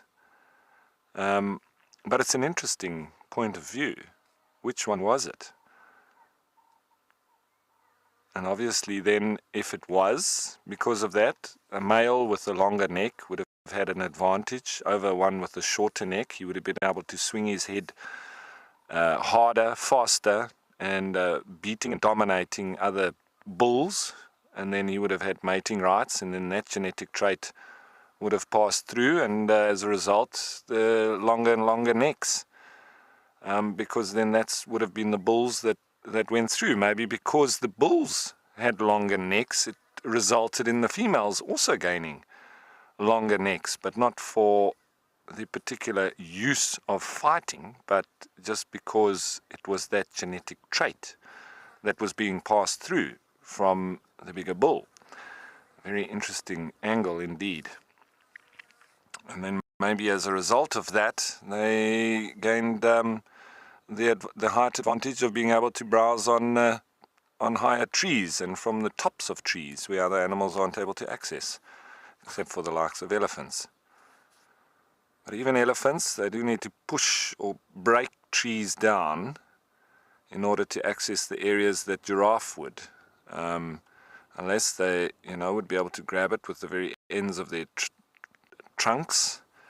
But yeah, they obviously can't get to quite the height that giraffe can, so they need to break plants down to get to it. And then when they do that, obviously it's not there in the following season. So yeah, but very interesting talking about evolutionary traits and why animals got the particular traits that they have. So we have our Festival of Giraffe here at Scotia Dam, and we also have the passing vehicles from the cruise ships, which is a welcome addition to the tourism family, especially at these post-COVID times. Anyway, I think Trish has managed to get her problems sorted out at Okukuyu. Let's head on over to her.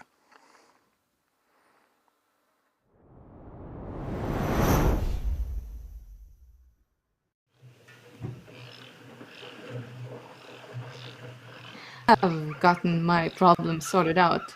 And I really like Ralph's collective noun he used there. Well, he didn't really use it as collective noun, but he said a festival of... It really looked like a festival with all that headbutting. And also in conversation there. And a really good point from Sergey, who sent through that comment. So often, particular traits are a combination of things. And Sergey, I know the exact you're talking about. Well, I mean, yeah, there was a fossil, a giraffe ancestor fossil that was found in China, and I can't remember when it was. But it seemed that that particular animal, who's obviously extinct now, vertebrae had been optimized for headbutting. So really strong and could take a lot of pressure and force. But I agree with Ralph very much that it's a combination of those two things. Sometimes it works an advantage for one thing, also be an advantage for another. And when you have an advantage, like for example a long neck, maybe it was because of feeding and reducing competition, being able to feed at the tops of trees for giraffes. But as soon as that happens, it opens up opportunity for that trait to be advantageous in other ways or disadvantageous. All depends. But I believe that it is a combination of those two things. Which one came first? We don't know. But that fossil that was found in China of an ancient giraffe ancestor shows that they had optimized vertebral adaptation, so the strength of the vertebrae and how much impact it could take seemed to be optimized, which is important because if it was just feeding that was the advantage there, then there would be no need for the neck bones of ancestors to be so dense and to be able to take so much force, because obviously we'd still need to keep the neck up, but we wouldn't have expected to see such optimization towards that strong neck. As for why females would have that too, would also have the long neck, I think it's also an interesting thought. And I think we touched on this a couple days ago, where we said that for any species, regardless of male or female, the genes for something to exist, that species, a trait that species already had, is always there. Like female lions getting a mane, or vice versa. Or some females producing horns, because those genes are there. It's just that when it is a female, those genes are switched off. And sometimes if it doesn't cause a problem, a feature, it can continue through the population because it's not causing a problem. So with the case of giraffes, it could be that the long neck at first was a way to become better, to compete for mates by fighting, by necking. And so those individuals with longer necks were more successful, could reproduce more often, and their offspring would obviously fight better because of their longer, denser necks and skulls, heavier as well. But those genes are still present in the females as well, because whatever mutation it was that helped that neck and skull become heavier and longer are going to be present in the females too, except they're not using it for fighting. But then, there's another advantage. I can use it to feed off the tops of trees. This is all conjecture, obviously. Educated conjecture. And it seems to be the prevalent theory at the moment that it is a combination of both those things, feeding strategy and reducing competition, as well as competition for mates and necking.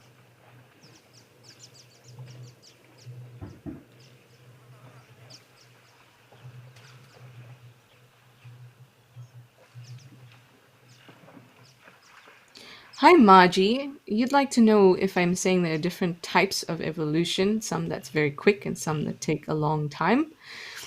I wouldn't call that different types. Remember, evolution just means change.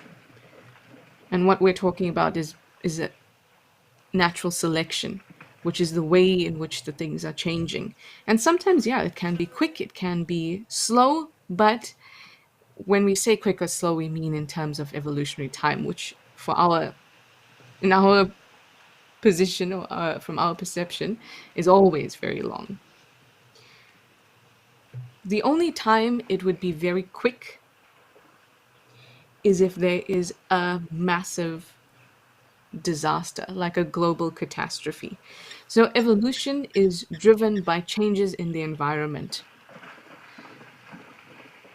And there's actually an argument that humans are not really evolving very much because instead of adapting to our environment, we are changing the environment to suit us. And I don't just mean that in the large scale of things. I mean, when it's too hot, we turn the air conditioner on. So instead of getting really hairy and getting some good installation, instead we're just changing our environment. So there's very little opportunity for evolution or natural selection to act on us because we are not putting ourselves in a position to adapt to changes in our environment. Instead, we're changing our immediate environment to suit us. But if there is a global catastrophe, and okay, how about this? We spoke about this with Lauren not too long ago, and we are talking about some humans, particularly some females, having a fourth color cone in their eye. So we are trichromatic. We have 3 color cones, but some humans have 4. It's just it's a mutation. It causes no problem, so they're still alive. And remember, one mutation, it could seem like just a little thing, but there has to be a lot of changes. And remember, we spoke about that buffer zone. That buffer zone exists all over the place, whether it's changes in the timings of your neurons, your blood oxygen holding capacity. All that needs to also work out for a trait to be expressed and for an animal not to die if they've got that mutation. So say there was a global catastrophe or there was some kind of pathogen that could be seen with UV light, let's say that.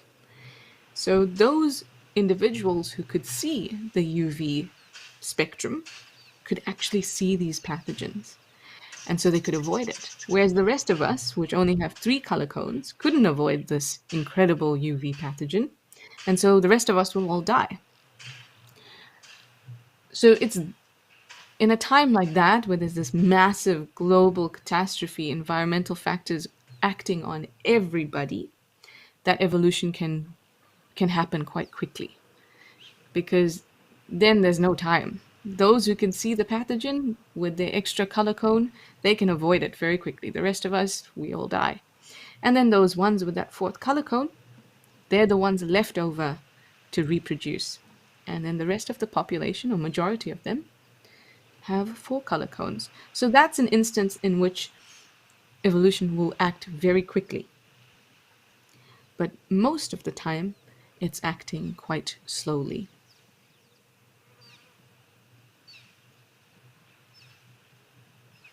That was a mouthful, but I hope that was easier to understand. And if you do have more questions, please send them through, because it's really interesting to learn about these things. It gives you a good base understanding of the movements of traits and genetics in the animal kingdom.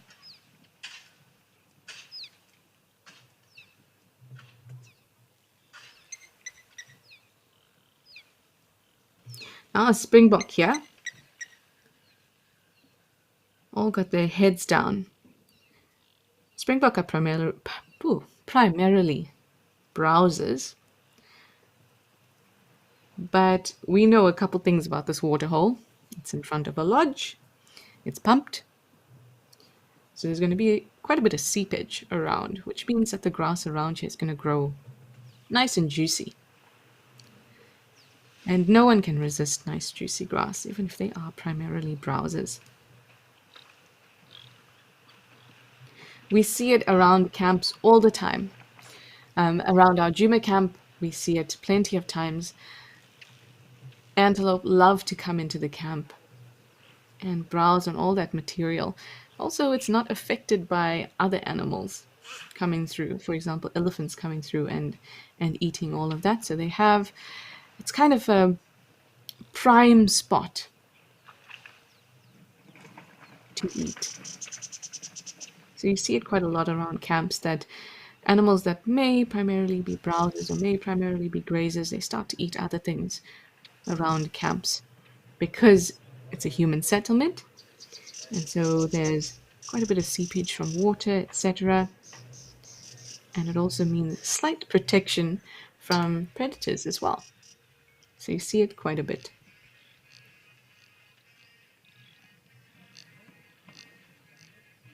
This kind of behavior could be advantageous at another time. Perhaps when there is a whole lot of water that falls in this area. A very long time from now, maybe, if there's a global shift in temperatures, massive global shift in temperatures and weather systems. It could start pouring with rain. We could have a whole lot of grass. And those springbok that have been eating grass anyway, because it's tasty near camps, might do better. And then the type of microbes that they have in their bellies or their stomachs might be very good at processing grass compared to the others who only browsed.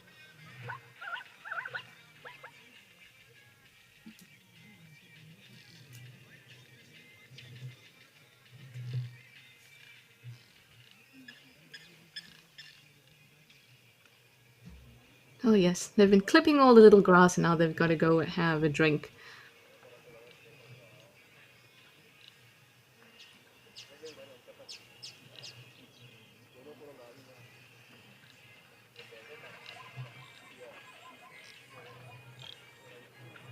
I love how they walk in for a drink. So cooling. Now they've got their heads down right at the spot that the elephants like to come to drink from, which is where I'm going to assume there is a pipe. Elephants are great at showing you where fresh water is coming from. If you find that they're always going to one certain part of a pan, you can be sure that there's either a spring there or it's a pumped pan and there is a pipe. At Treehouse Dam in Djuma, elephants often go to the western side of that dam. There's a small little, I don't even call it a little pad. It's next to the dam, but it's like a little dugout area. And there's a spring there. You always see the elephants go there. And Treehouse Dam is not a pumped pan, not a pumped dam.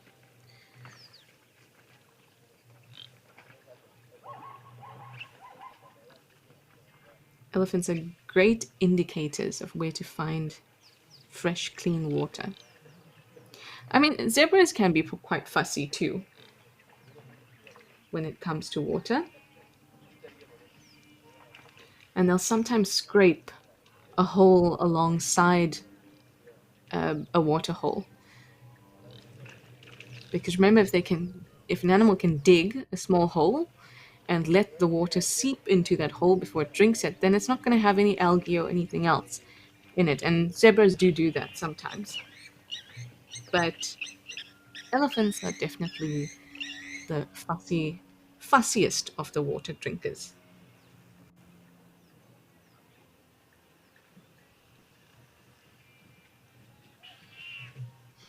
Hi, Brenda. You'd like to know if most herd animals pass on knowledge like elephants do. No, unfortunately. Mm, sorry, I'm just thinking, Brenda, because I'm trying to say this nicely. There's herds are selfish groups. I don't mean that in an emotive way. I mean that everyone is out for their own survival. And that's why herds may have formed, or one of the theories, it's called a selfish herd theory. Why it would have formed in the first place is that someone always wants to keep someone else behind it. So they end up congregating. Again, this is happening over long time. Because as long as someone is behind them, then the predator is likely to take that other individual. So herds are not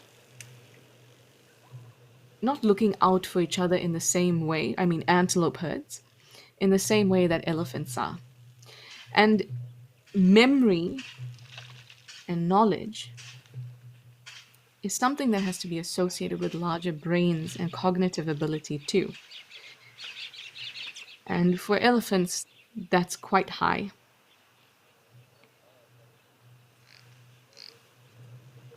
Animal intelligence is obviously a difficult thing to test and to quantify because it's a subjective experience. But in the ways that we have, elephants really do come out on top. Large brains, cognitive ability and intelligence, lifestyle. So larger animals tend to have more parental investment, tend to have larger gaps between generations, live for longer. So everything takes a little bit more time.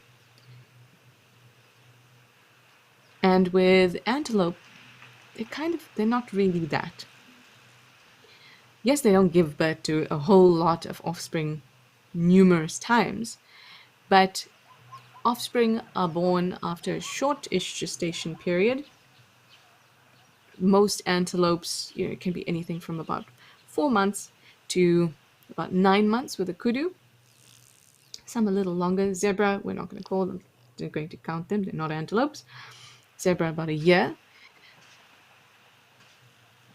And then, for example, with impala, the next year they're having another set. And then the following year, another set. They mature quickly and they don't live for as long as an elephant does. So there's a very different life strategy that each one of those types of animals are taking on.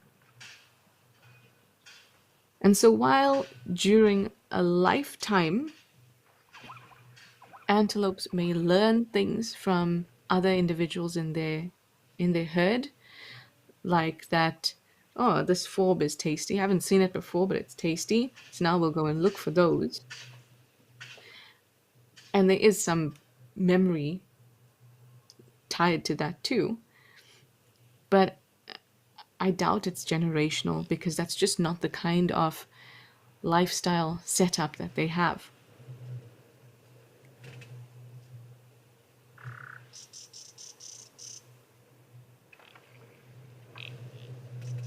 That type of learning is also associated with strong bonds between individuals. And again, while we can't really measure the types of bonds that may exist between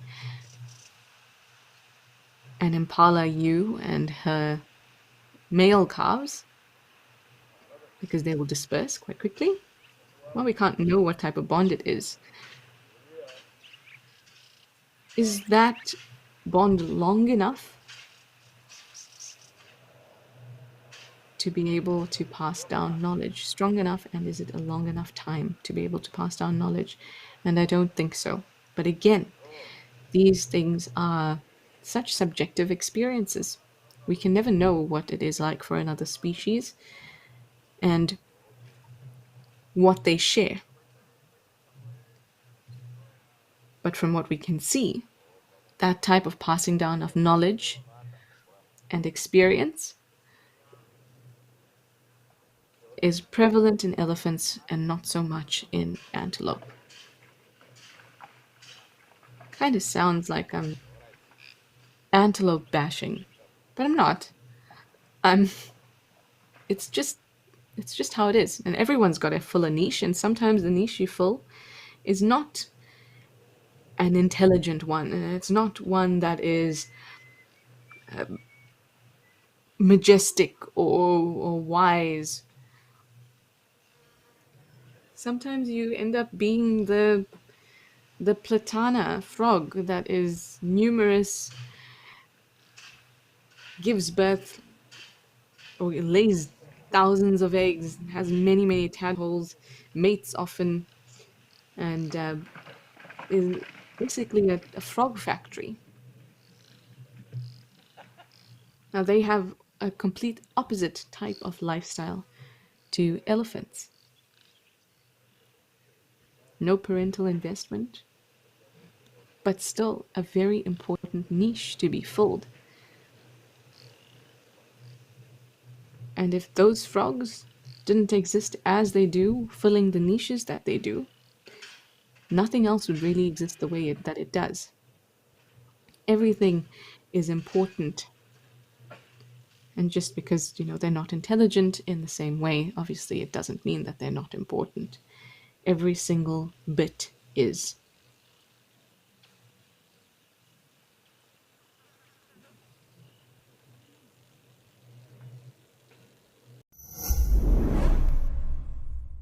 Wild Earth's mission is an expensive one, but we know that our live experience is important to so many people that cannot afford to pay for it. We have added a donate button to our website. By donating, you are directly helping us share our free nature experiences with the world. We want Wild Earth to reach children, budding conservationists, and the less fortunate. A little money goes a long way. You can make a difference to someone today.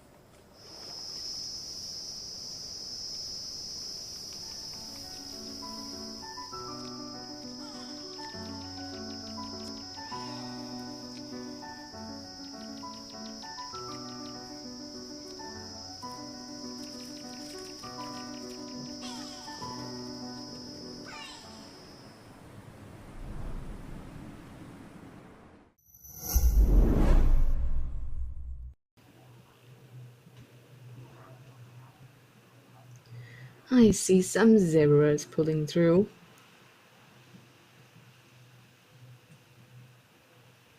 It really does feel like a game show. Who's gonna come on down this time? Except the prize is always the same. A drink of water. I think that's a good prize. In an arid environment, if I was playing a game show, if water was the prize, I'd be pretty excited and very appreciative. Anyway, let me send you back over to Ralph, who's also at a waterhole, I think, and has all the animals around him.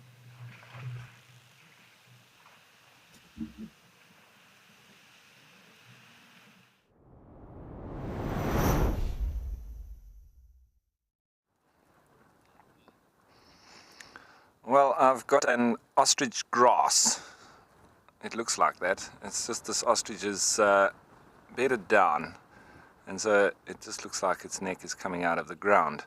And that is where I believe the myth comes from, where ostriches actually stick their heads in the sand or in the ground. And there's lots of sayings that go with that. But it is in fact because they make their nests in a scrape in the ground, and very often when they're moving their eggs around, it does look like their heads from a distance are in the ground. So that's where that myth comes from. But speaking of evolution, and when we look at an animal like an ostrich, like this one that's just stood up now, to give us a nice view of it, I believe, and I'm just like Trish, I'm not going to be bashing animals.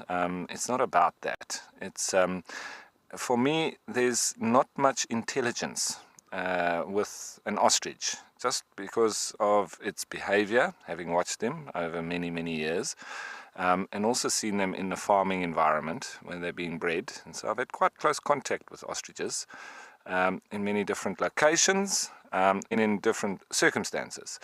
And they are pretty much sort of reactive to their environment. There's not much forethought, and I believe that the evolution of ostriches, because of this lack of intelligence and real forethought in anything that they do, results in the evolution of that particular species being quite random and almost by chance. So it was just the animals that did something by chance that survived a particular circumstance that then took through that particular evolutionary trait. I don't think that because there was an ostrich that was smarter than another or anything like that, that led them to become who they are. So there's different lines of evolution. There's the paths that might happen by chance or randomness, and I think random occurrences in nature are extremely important, that sort of shape the evolutionary path of that particular species.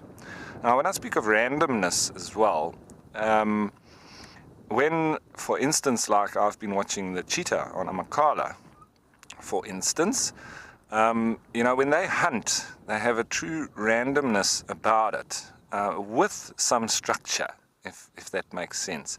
The way that they hunt, they just randomly walk from thicket to thicket, and in so doing, come across any amount of different prey, whether it be a duiker, a warthog, or something bigger like a big male kudu.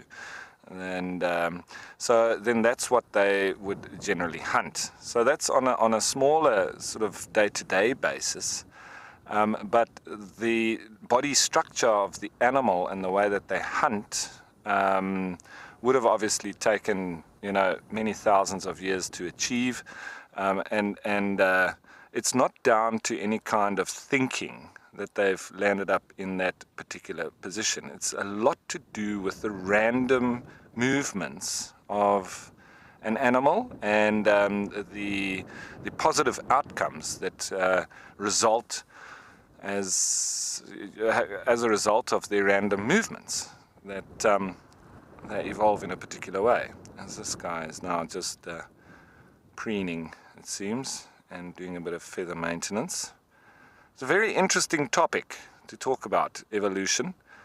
Some believe that it is not a worthy theory, but I have to stand in the evolutionary group, because we see how animals change, and for the likes of here in particular on the Kariega Game Reserve and in the Eastern Cape in general, like I was speaking about the leopards and their kind of behavior that we have here, very secretive, they don't call. Same with the spotted hyenas, so they've taken a similar evolutionary path as a result of the circumstances of farmers that have persecuted them.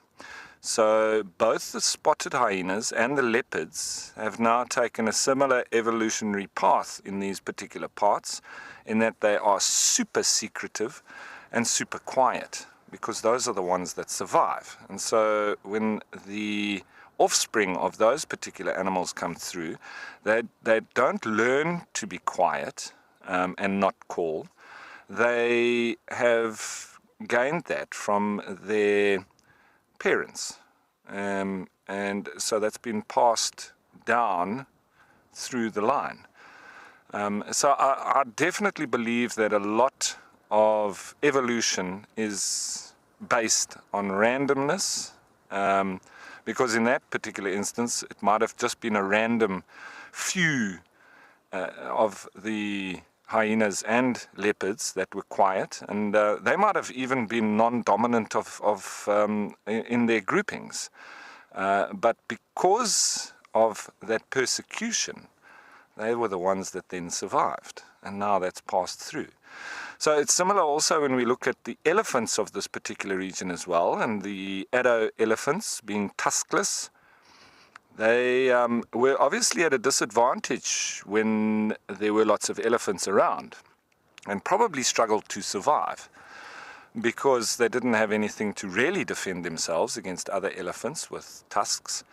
But with the persecution of ivory hunters, they landed up being the only ones that survived. So that being a kind of random occurrence, although we might say that it's not random because it was very well thought of by humans, but in the terms of the animal itself and the elephants, that is random, and didn't come about by any of their own doing.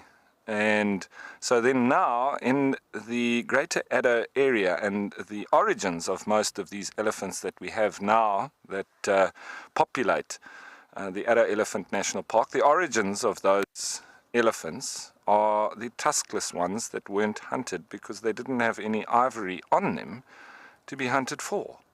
So evolution can take on many different directions and from many different reasons, but I think that random and randomness falls into a very big part of the survival of different species, and then those traits go through, and then it can move further on down the line, and they get even further on with that random kind of behavior or physiology.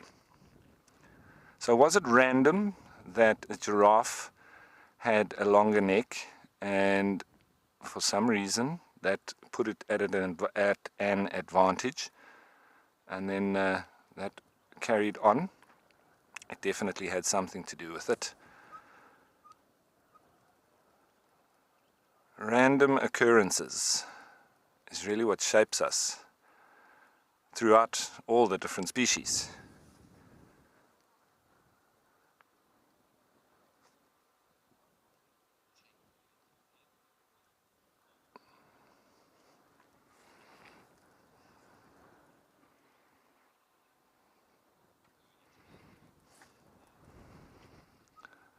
And I do speak about randomness quite regularly because I think it's a massive part of wildlife, and so much so that James Hendry has even called me Random Ralph.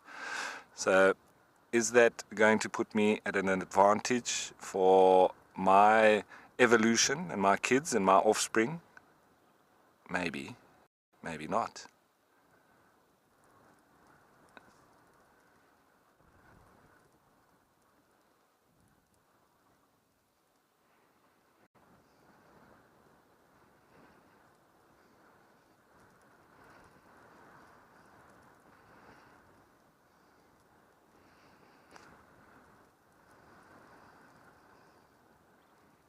I think randomness and chance go hand in hand.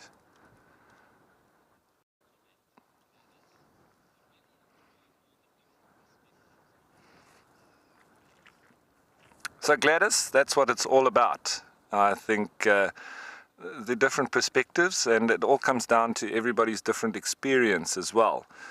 That's why don't always take what you read to heart. take it as a basis, but then I try to prove or disprove many theories. And then I go back to my experience of animals and what I've seen them doing.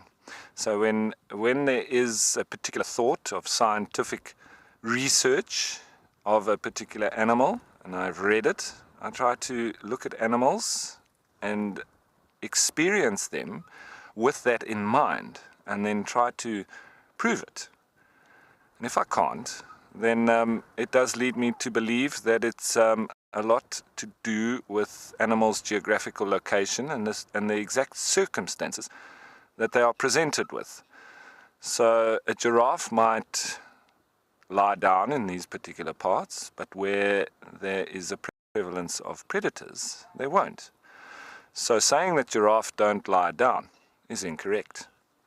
Where there's no predators that will eat them if they do.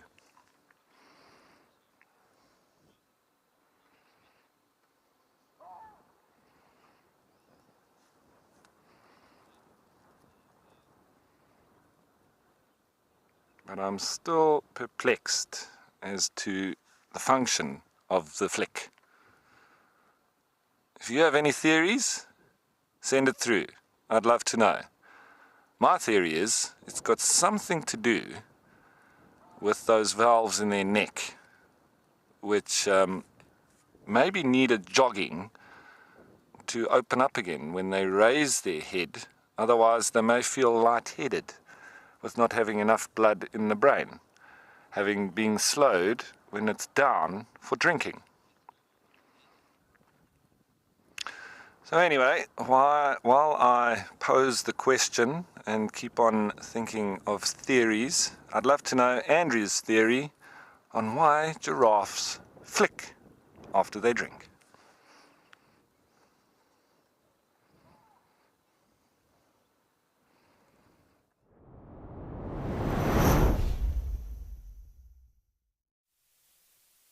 Thanks, Ralph. Absolutely agree with you. There's nothing like giraffe drinking, isn't it? Just like there's nothing like watching zebras. And we have a nice group of plain zebra over here, and they're enjoying this environment very nicely here. And as you can see, they've grazed this area pretty well. Oh, there's a lesser honey guide calling now. Ah, it just stopped. It's chip, chirr,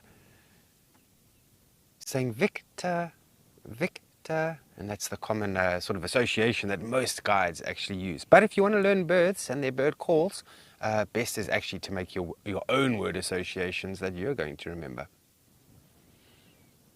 Now, it's an interesting topic that you brought up there, Ralph, with giraffe flicking the head when they finish drinking. I think you're probably pointing towards the right idea, that perhaps it just gets, the blood flowing back to normal, that the blood goes back into the normal places, back in the brain after drinking. But I'll give it a good think. What I think my theory is, because of course with theories there can be many, many different, so I'll give it a good think.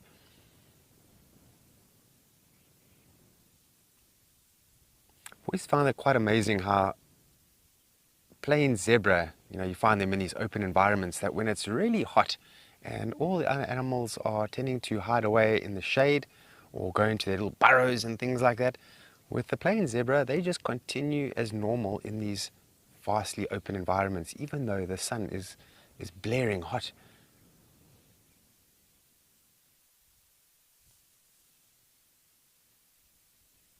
Look at that tail. That tail is working hard, isn't it?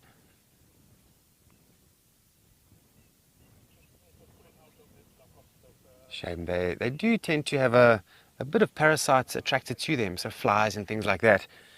But I believe that there's sort of a theory going around that, I don't know if it's been proven yet actually, maybe some of you will have a bit more information on this, but they're saying that the theory goes like this, that black and white striped animals potentially sort of creates confusion with the parasites.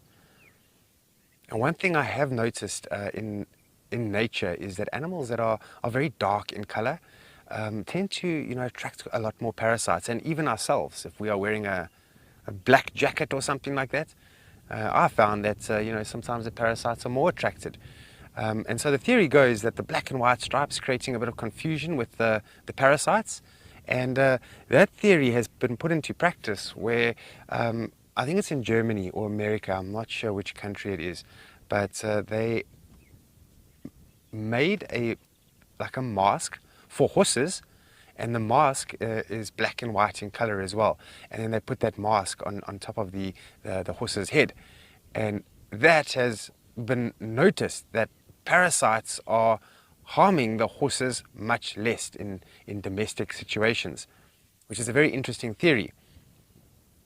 And if you think about it, that would make a lot of sense for zebra, because as we've just touched base on that plain zebras being animals of open areas, that they are often exposed to a lot more parasites than the rest of the animals. And so it does make sense.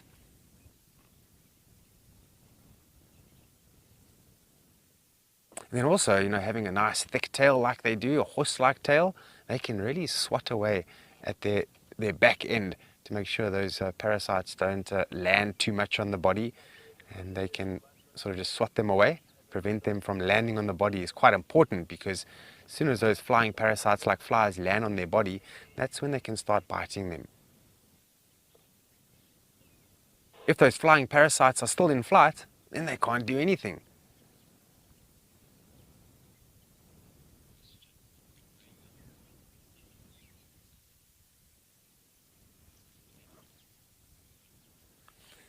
Raymond, hello. Thank you for your question, Raymond.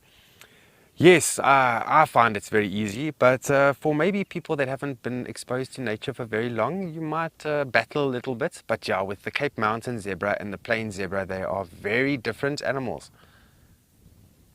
Firstly, the habitat is very different. Cape Mountain zebras do enjoy mountains, and they're very adapted to running up mountains because they have a much smaller hoof. But the biggest difference really is going to be the stripes. And so if we had to put a plain zebra right next to this, a Cape Mountain zebra right next to this plain zebra, we would immediately see lots of differences. One of the main differences is the stripes. And Paul pointed this out very nicely the other day, that the Cape Mountain zebra seem to have a lot more stripes, a lot more black and white stripes, and they also form bars.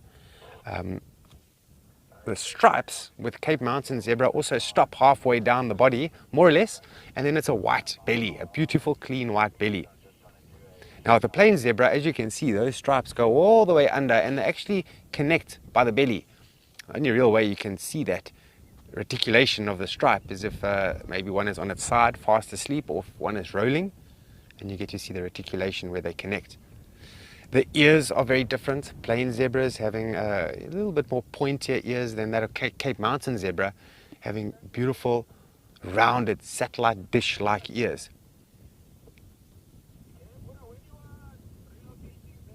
Size is also a difference. So with a full-grown plain zebra is going to be a lot larger. Not a lot, but marginally larger than that of the plain zebra. The Cape Mountain zebra. There's that great tiny guide calling again.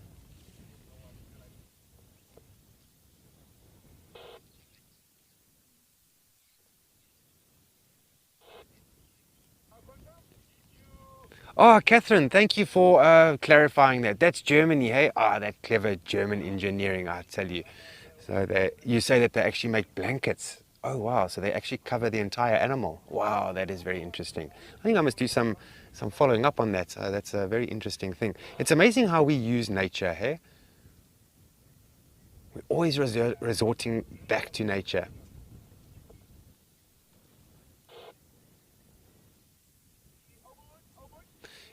I want to tell you something a little bit about myself. Now, I'm not going to touch base too much on this, because remember, this is a wildlife show, not an Andrew show. So we'll keep it quick. But for those that are interested, I do leather crafting. I make things out of leather, cases and pouches and belts and things like that. And I've found some of the best tools come from nature. So when you want to burnish the edge of a belt to seal off the belt, I use a stick. Simple. And beeswax. And you just can't get any better than that. I've tried a whole lot of other things to try and burnish or seal the edges of leather. You can do it. But I found with a stick and beeswax, it's the best.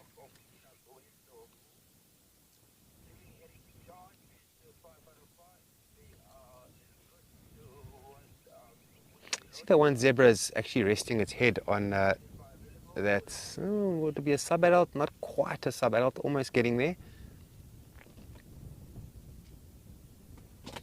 And here's a good way of seeing that if you have a look at that young zebra there and you have a look at the adult, look at the bottom of the stomach, you see that it levels to the same place.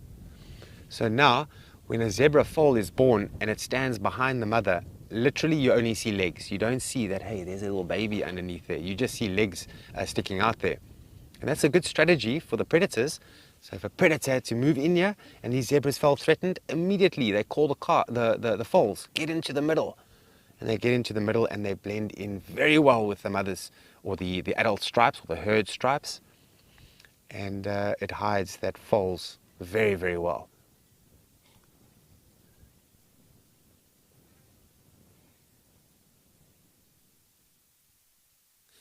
There's actually a place here in Leeuwenbush Pan. Mason, yes, they will spend their time at night in these open environments. It's very seldom you see plain zebra actually venturing into thick environments because, you know, they will never be able to run as fast as what they do in these open plains environments. So they will put themselves at risk if they go, even during the day, if they go into a thicket and they bump into a pride of lions in the thicket, it's not going to be a good thing for them. So they prefer to be in these open areas, and they'll see the predator sometimes way before it even gets too close, and then they move off. And the same will go at night. They'll sleep somewhere around here. Wherever the resources can support them, that is sort of the areas that they are likely to hang around.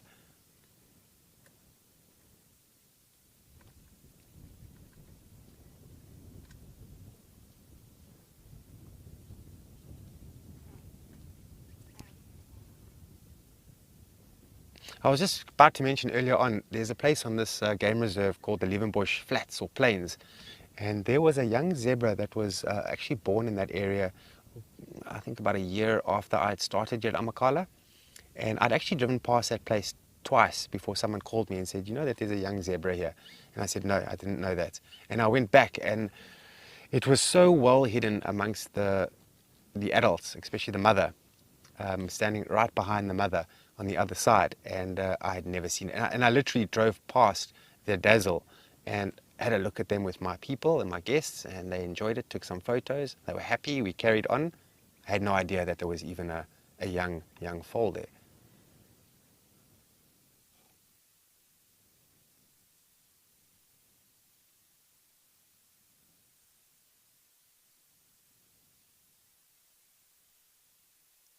They've got actually very cool tails, if you look at the zebra's tails.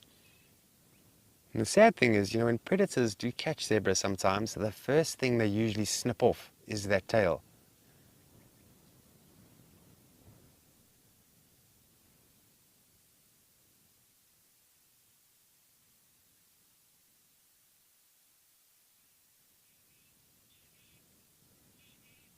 Wesley, you also notice the tails. That's good. That tail has got a life of its own, doesn't it? It's almost like it's got its own mind. And they've got lovely, lovely tails. And I must tell you, there was a tracker I used to know very, very well in the Kalahari. And this tracker and his respective guide, they saw lions catch a zebra. And the lions, they snipped off the tail, and then later on, you know, the lions had, because it was a big pride, so they'd finished the zebra fairly soon, and they moved off. And the tracker actually went back there and picked up that snipping of a tail, and he cleaned it off and salted it and cured it, if you will, and he added it to a walking stick. And you must see this walking stick. And he said it was great because you know, there in the Kalahari, there's lots of parasites. There's this fly, I can't remember what this fly is called, but literally this thing bites you so sore. And if you don't chase this fly away, it just keeps coming back to you. And he says when he's tracking, that zebra tail was perfect. You just give it one swat and you stun the fly and you just carry on walking and that fly doesn't bother him again.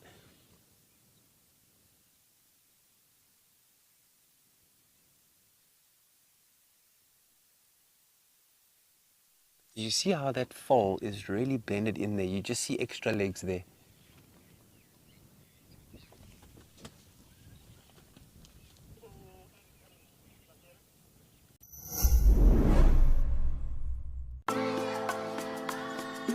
Thanks to our wonderful Wild Earth explorers, Wild Earth Kids is back. Your monthly subscriptions have allowed us to relaunch Wild Earth Schools on a weekly basis, every Wednesday for the first hour of the Sunset Safari. You guys bring a smile to my face every single day.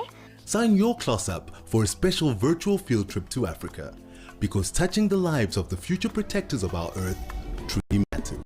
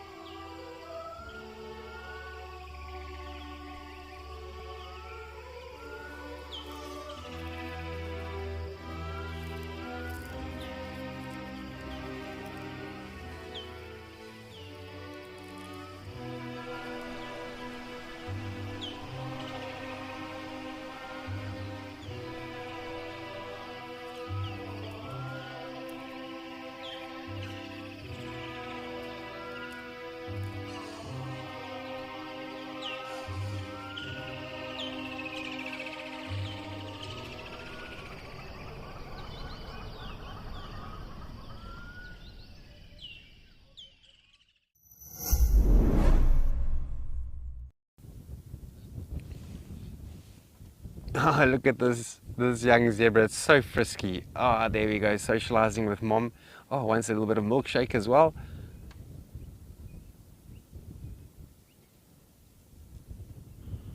Don't get swatted in the face there.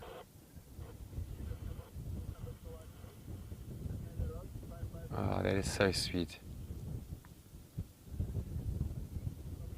There's just something really amazing when you look at a young animal with its mother.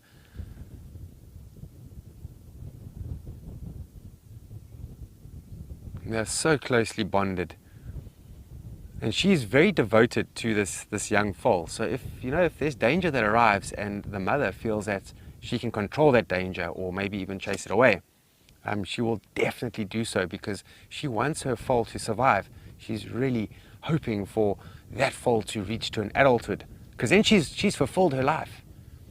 She's managed to give birth to a foal that's grown up, managed to get to an adult stage, and potentially breeds.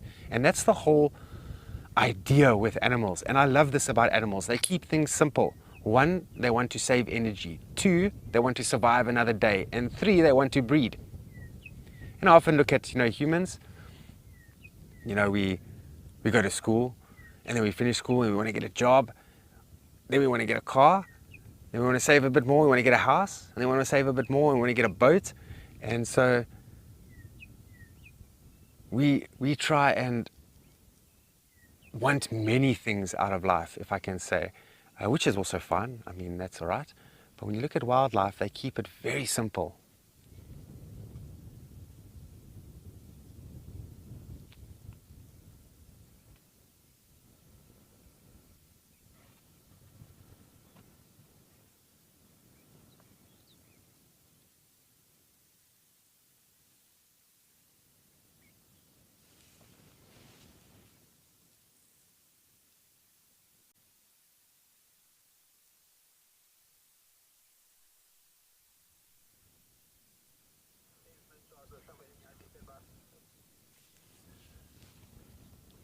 I'm hoping this greater honey guide comes closer and sings away because it's such a beautiful call.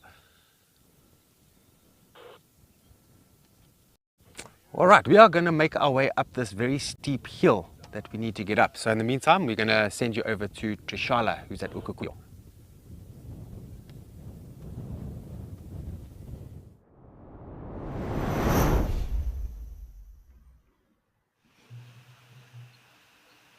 I am still at Okukuyo, watching our deer come down.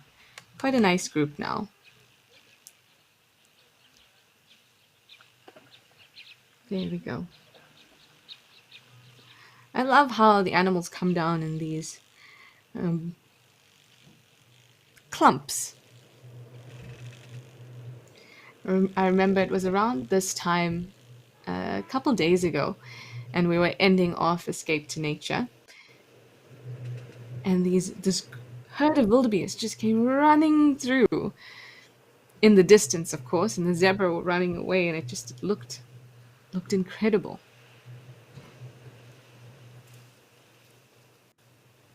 Now I was thinking about Ralph's question a little bit about why giraffes flick their head back. They give that bit of a flick when they pick their heads up from drinking. And I think that Ralph is on the right track. Definitely has something to do with those valves at the base of their necks. I think there's 3 of those valves. And also that carotid reta mirabili, which is a collection of blood vessels that are meant to, or that their role is to kind of equalize the pressure of the blood before it reaches the brain. So maybe the flicking of the head just kind of releases pressure, because even though that network and those valves are going to reduce the pressure, I'm sure it still builds up to some degree. So maybe the flicking of the head releases some of that pressure. It's actually interesting to note that almost all even-toed ungulates, so Artiodactyla, almost all of them have that carotid reta, that collection of blood vessels at the base of the neck, base of the head. Or what did Ralph call it the other day? A blood sponge, I think. So almost all of them have it. But obviously, with a giraffe, the neck is so long that the pressure built up in that area is probably going to be significantly greater than the pressure built up in that area for the springbok, for example.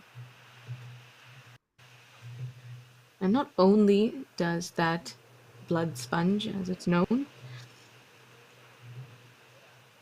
help to disperse pressure at the base of the skull, but it also aids in cooling. And that's really important for many of the animals out here in the dry, arid, semi-arid areas, because there's so much surface area that the heat in the blood can be dispersed more effectively, which also means that things like panting or the need to come down to water, so behavioral changes to help them regulate, those can be delayed thanks to that collection of blood vessels, the blood sponge, or the reta mirabili, or the carotid rete, whichever you prefer. Super effective. You know, I once read a study, it was quite a while ago, I think it was 2016 or something like that when that study came out, but they had modeled pressure changes in that collection of blood vessels we're talking about, the carotid reta. They were modeling it for a giraffe. And they didn't find any significant pressure changes, which is interesting because I would have thought that there would have been quite significant pressure changes, at least towards the beginning when the blood flows in. But apparently they didn't find any. But at the same time, that was just one study. Obviously, it was peer-reviewed and published. so it was true and correct for that time and with that technology and for that example. Maybe I need to see if there's any more recent studies that talk about the pressure and blood flow, particularly for giraffes. It's all so interesting though, and that's why I love science and research and wildlife and all of it together, is that we're constantly learning. And where we are now is the result of tiny, tiny, tiny steps we've taken over hundreds of years in science. And we just continue to learn more from those before us.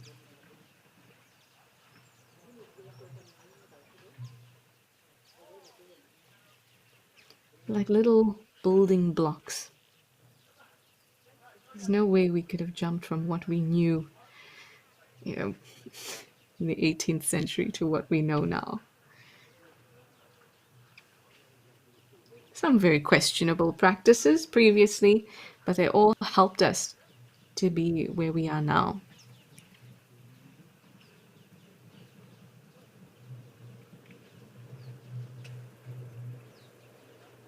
There's some large birds flying around. I wonder if it's the Abdom storks that we see so often.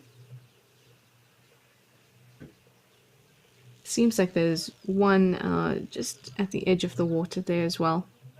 But it's hard to tell from this distance with this quality, so I mean, it's probably it, given the general shape and size and the color.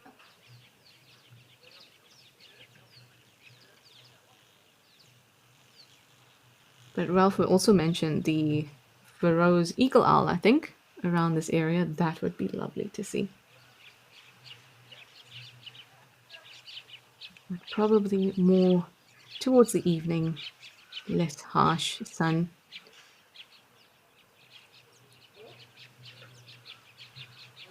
Probably going to be a little bit easier for the owl itself to see during that time than right now. You might see during the day when you look at an owl, they look as if they're sleeping, but in fact their eyes are open. They're just using their eyelids to block out as much light as possible, and that's because their pupils are really large. So they're letting in lots and lots of light all the time. So they use their, and yes, they can make their pupils smaller, but still not as small as ours. And so they've constantly got to put up with a whole lot of light around. So you might see them kind of look very sleepy or look like their eyes are closed, but they're just using their eyelids to limit the amount of light that they're letting into their eyes. Oh, hello, Kudu. Love to see you come through.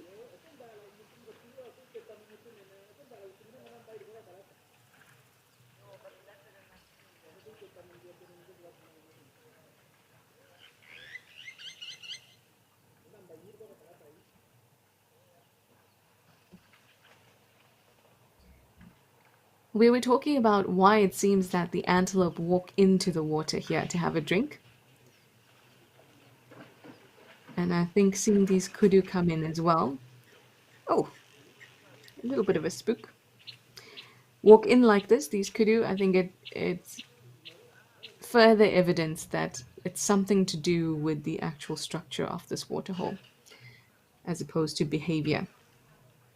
Because they seem to walk in quite often, and I've seen kudu drink in a waterhole countless times, and they don't often walk in.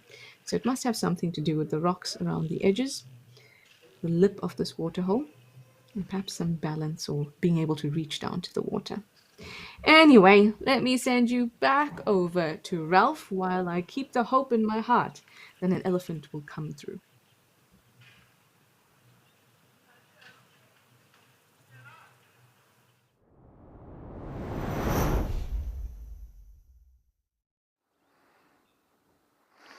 Well, yes, the discussions continue, and that's the beauty of Escape to Nature. We get to chat and go in depth on all of these kind of ecological principles. And the one that I enjoy the most is obviously the randomness and by chance. And I've got a little story just to illustrate the importance of chance and randomness. Now, Sir Alexander Fleming, who was a Scottish researcher, is credited with the discovery of penicillin in 1928. At that time, Fleming was experimenting with the influenza virus in the laboratory of the inoculation department at St. Mary's Hospital in London. Now, he was often described as a careless lab technician. Fleming returned from a 2-week vacation to find that a mold had developed on an accidentally contaminated Staphylococcus culture plate. He had actually left it open on a windowsill. So he was careless, but because of that careless random chance, upon examination of the mold, he noticed that the culture prevented the growth of staphylococci. And an article published by Fleming in the British Journal of Experimental Pathology in 1929 reads, "The Staphylococcus colonies became transparent and were obviously undergoing lysis. The broth in which the mold had been grown at room temperature for 1 to 2 weeks had acquired marked inhibitory bactericidal and bacteriolytic properties to many of the more common pathogenic bacteria." Fleming described the colony as a fluffy white mass which rapidly increases in size and after a few days sporulates and changes color from dark green to black and bright yellow. Even in the early experimentation stages, penicillin had no effect against gram-negative organisms, but was effective against gram-positive bacteria. Published reports credit Fleming as saying, "One sometimes finds what one is not looking for through that act of random chance." When I woke up just after dawn on September 28, 1928, I certainly didn't plan to revolutionize all medicine by discovering the world's first antibiotic or bacteria killer. But I guess that was exactly what I did. Though Fleming stopped studying penicillin in 1931, his research was continued and finished by Howard Florey and Ernst Chain, researchers at University of Oxford, who are credited with the development of penicillin for use as a medicine. And penicillin made a difference during the first half of the 20th century. The first patient was successfully treated for streptococcal septicemia in the United States in 1942. However, supply was limited and demand was high in the early days of penicillin. Penicillin helped reduce the number of deaths and amputations of troops during World War II. According to records, there were only 400 million units of penicillin available during the first 5 months of 1943. By the time World War II ended, US companies were making 650 billion units a month. To date, penicillin has become the most widely used antibiotic in the world, and all through an act of random chance. He left a petri dish open on the window sill, and a penicillin spore landed on it. So, are you going to be the next Alexander Fleming? I'm not saying that you should be careless, but who knows? The next careless act could have the same result. Now, it does seem like it's become all too much for this little young zebra who's taking itself down for a little sleep. The rest of them just staring off in a particular direction, but I'm pretty sure they're all half, if not fully asleep. That's how donkeys sleep, very often horses sleep, and zebra do the same.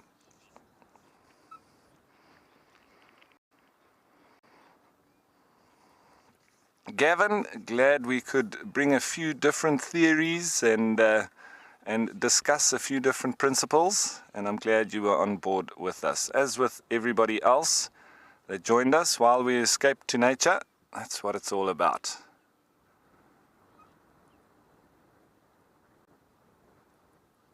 We're slowly heading towards the end of the show, but don't forget that there will be the Sunset Safari starting at 2:30 Central African Time. And what is going to be happening this afternoon? The predators, I'm sure, are going to become active. They might, however, become active a little bit later on in the day, with it being quite hot across the different locations. So that is the kind of expectation that you may have on these kind of days. They generally wait until it's cooled off quite nicely before they do become active. But who knows, maybe there's some randomness that will excite us and surprise us later on today. You'll just have to stay tuned to find out. Is it going to change the course of history, or are we going to see something revolutionize the ways of the wild? As always, thanks to the wildlife, thanks to you, the viewers, for jumping on board with us, and thanks to the whole Wild Earth team. My name is Ralph Kirsten. That's it for now. Ciao.